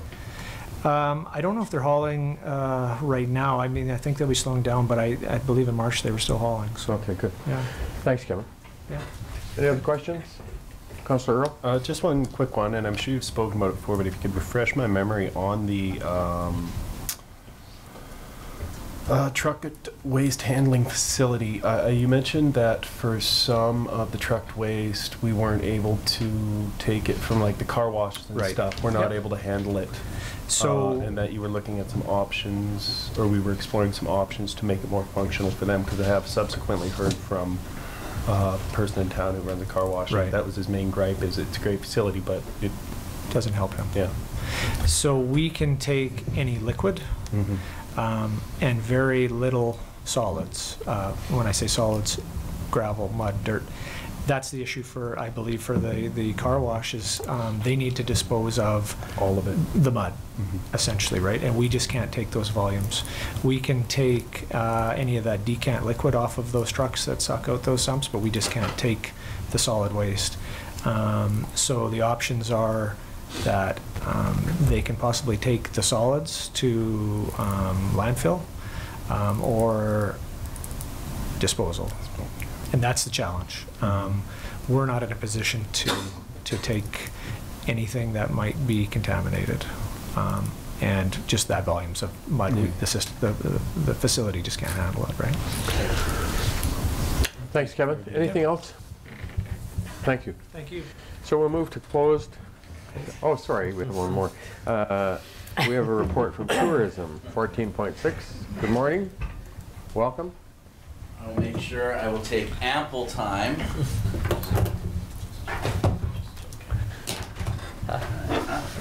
The mayor has the gavel always.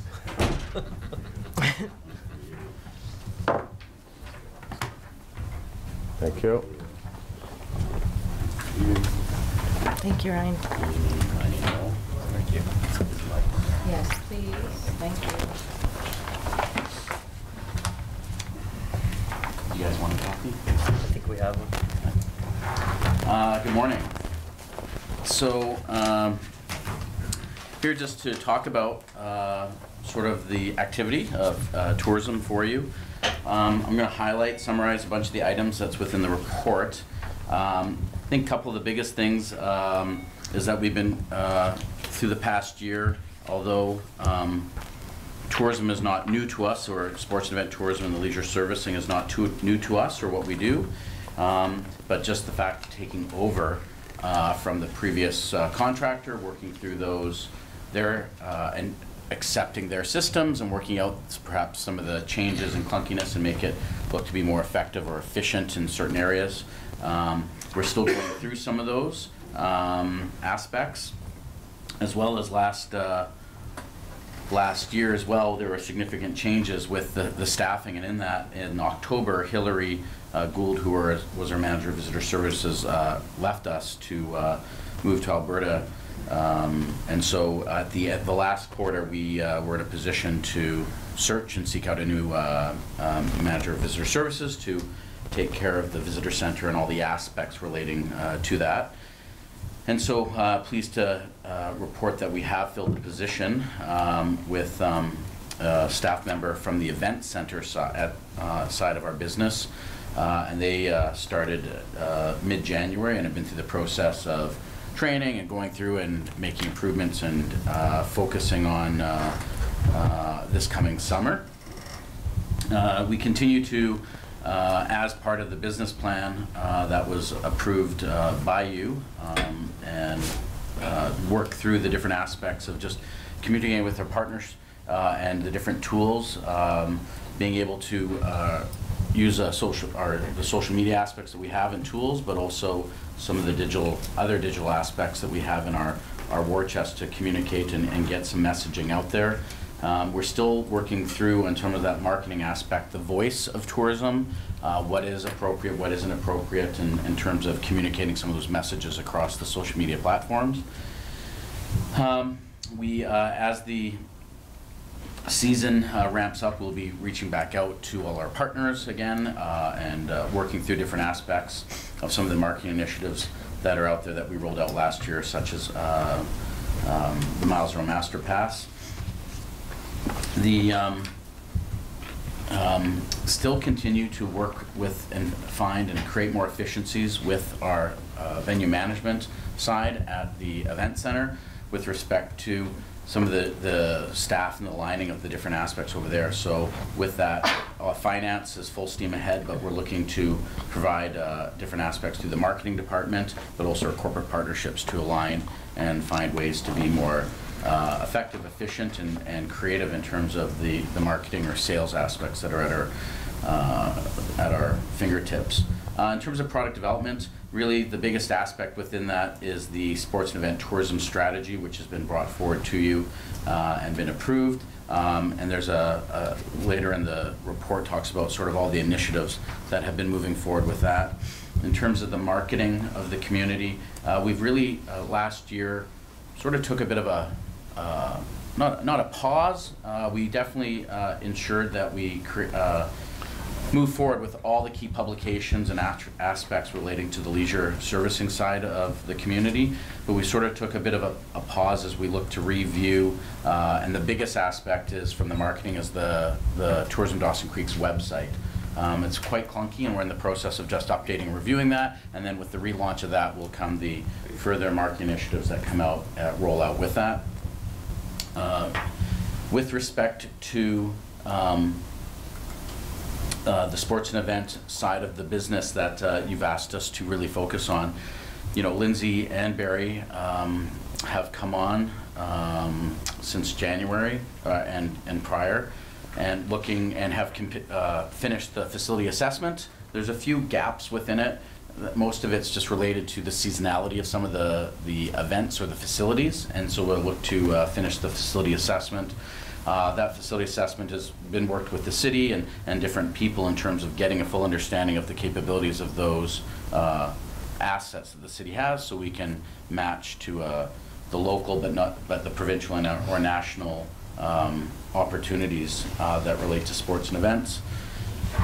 The World Junior A Challenge, in terms of the announcement, that and that event is well underway. We're just in the final process of signing and getting the contract ready for signature there, and that partnership with Hockey Canada. We've had a steering committee meeting with Hockey Canada, the Canadian Junior Hockey League, and that's all positive. We're just finalizing a few items and anticipate the announcement with respect to the schedule and the ticket sales here in the coming months. The event is quite different from the U17 events that we've hosted in terms of just some of the complexities, aspect with the NHL scouts and some of the different aspects with that, and some I'm going to say our ability to perhaps take the event and showcase it throughout the region in terms of working with different communities and organizations within the region to provide a broader audience, but also extend our reach.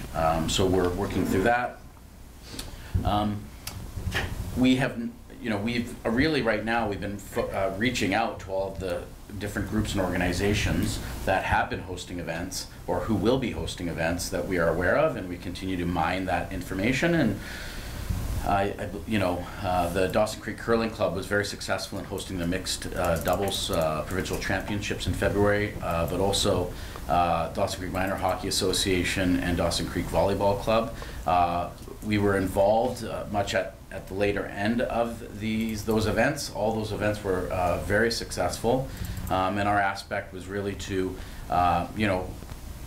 watch, see, get a sense of how they do their events, but also to conduct some economic assessment models of those events, as those three events are all different than the work that had been done prior. So we're going to really provide this benchmark over this from last year and the previous work and these events that we're doing this year, to have a real understanding of the value of the sports and events as part of the metrics that are collected with sports and events tourism. Worked with Dawson Creek Disc Golf in terms of their bid to host the provincials, have reached out with Summer Cruise, the triathlon, and there are many more.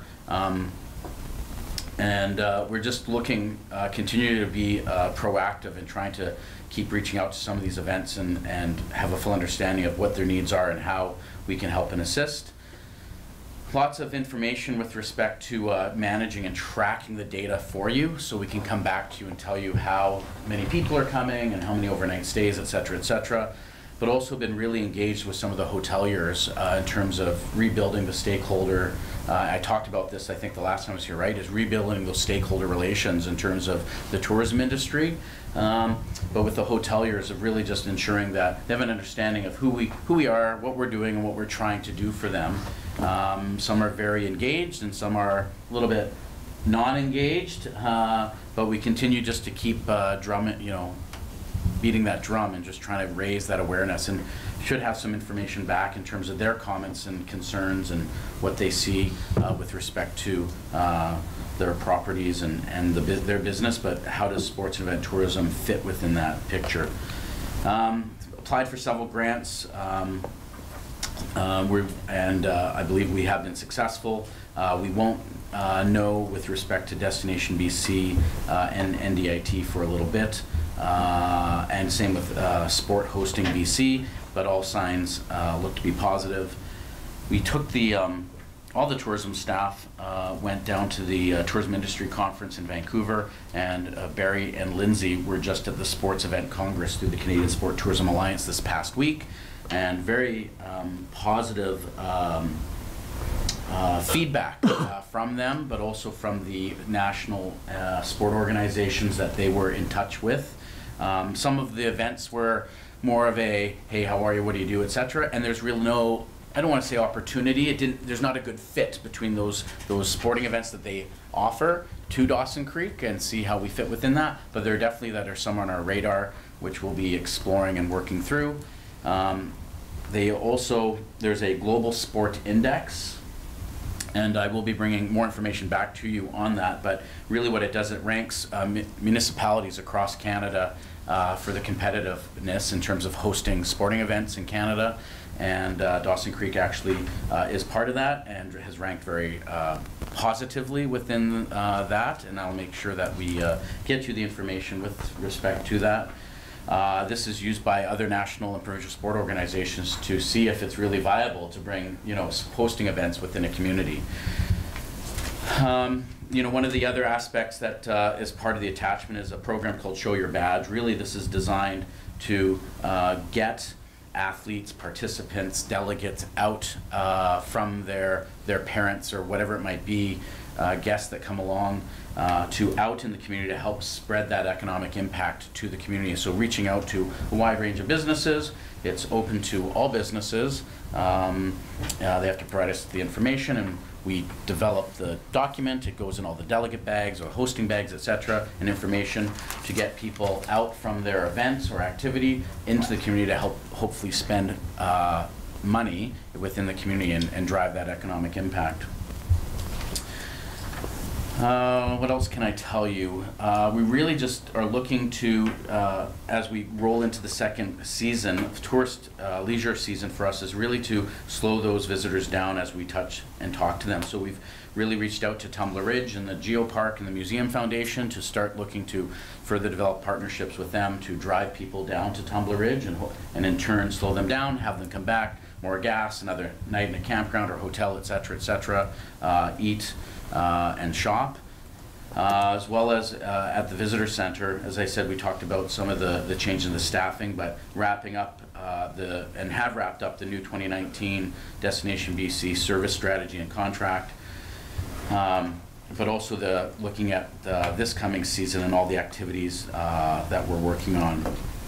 I think one of the big things for us is with the change of staff in the right at the end of the season, there was the finalization and the delivery of your Dawson Creek visitor guide, community visitor guide. Went through sort of a major overhaul here in September, October in terms of from previous years, and sort of the adoption and sort of the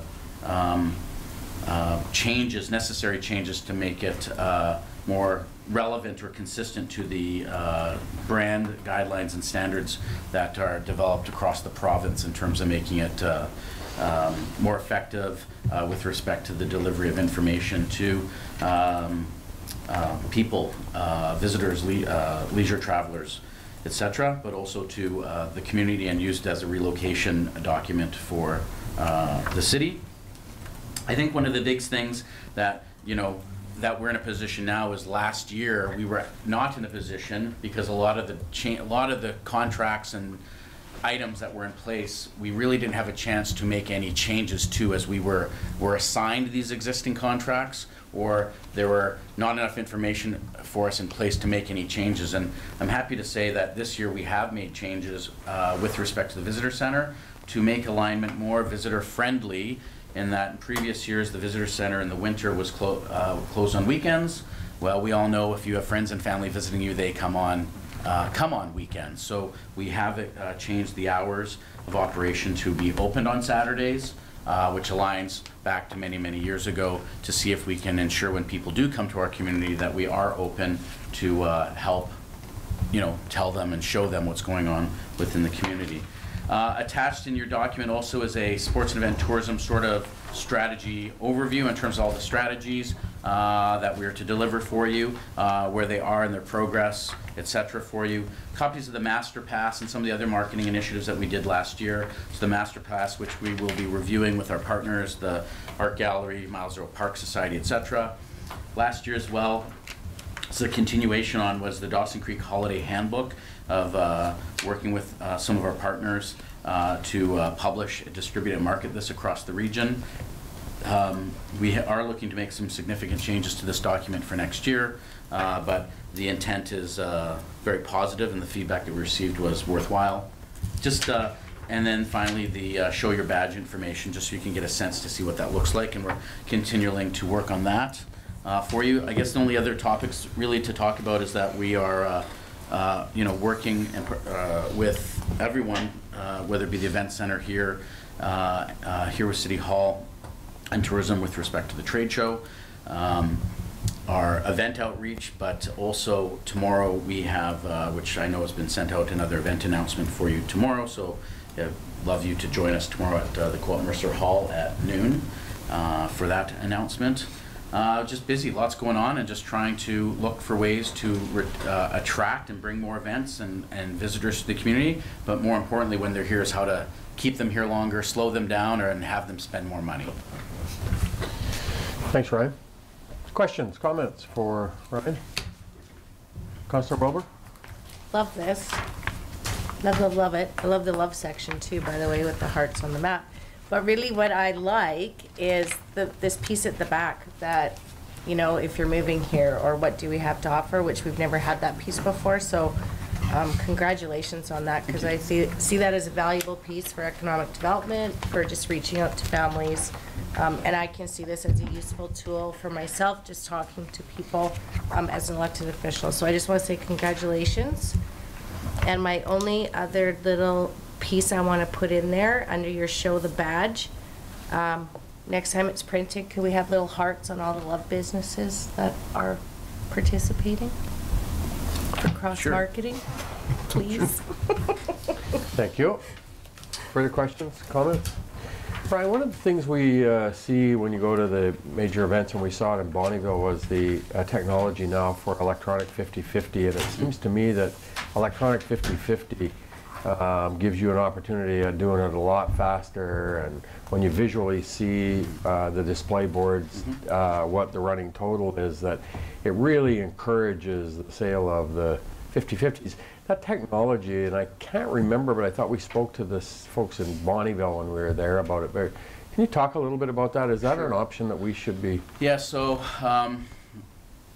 it's been looked at from at the event center side for the last couple of events. It just didn't really make sense. But now with the 5-year hosting strategy that we have with Hockey Canada, and some of that infrastructure is sunk infrastructure that goes into the venue.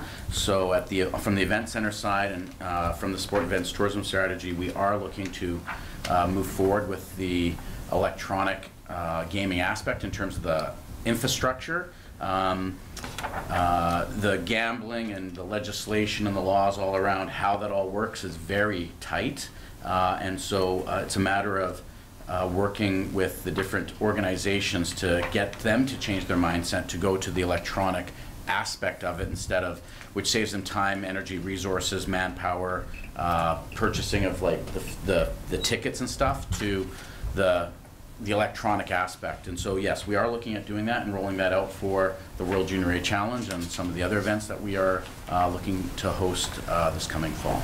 So you have your gaming license that you would apply for to sell 50/50s, but to me, and I understand that, but is there a way to purchase it yourself, or do you rent the equipment, or?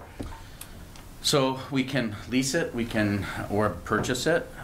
It really comes down to, and we're just exploring some of that right now because we do have the 5-year hosting agreement. It might be advantageous one way or the other. It really also then goes back to, because the City of Dawson Creek or Spectra or tourism or the event center can't have the gaming licenses themselves, so we have to work with the groups that will be coming in and organizations to apply for those gaming licenses and work with them to go through those steps and processes to use those systems. Okay, good. I just think it's, to me, it's just, you see the... Yeah, it's way more revenue positive for those organizations. Yeah, good. Thanks, Ryan. Anything further? Thanks for coming in, appreciate it. And we now motion to recess to closed, please. Moved by Councillor Earl, seconded by Councillor Kemp. All in favor? Opposed? Carried. Thanks, everybody. Thanks for council for coming this morning.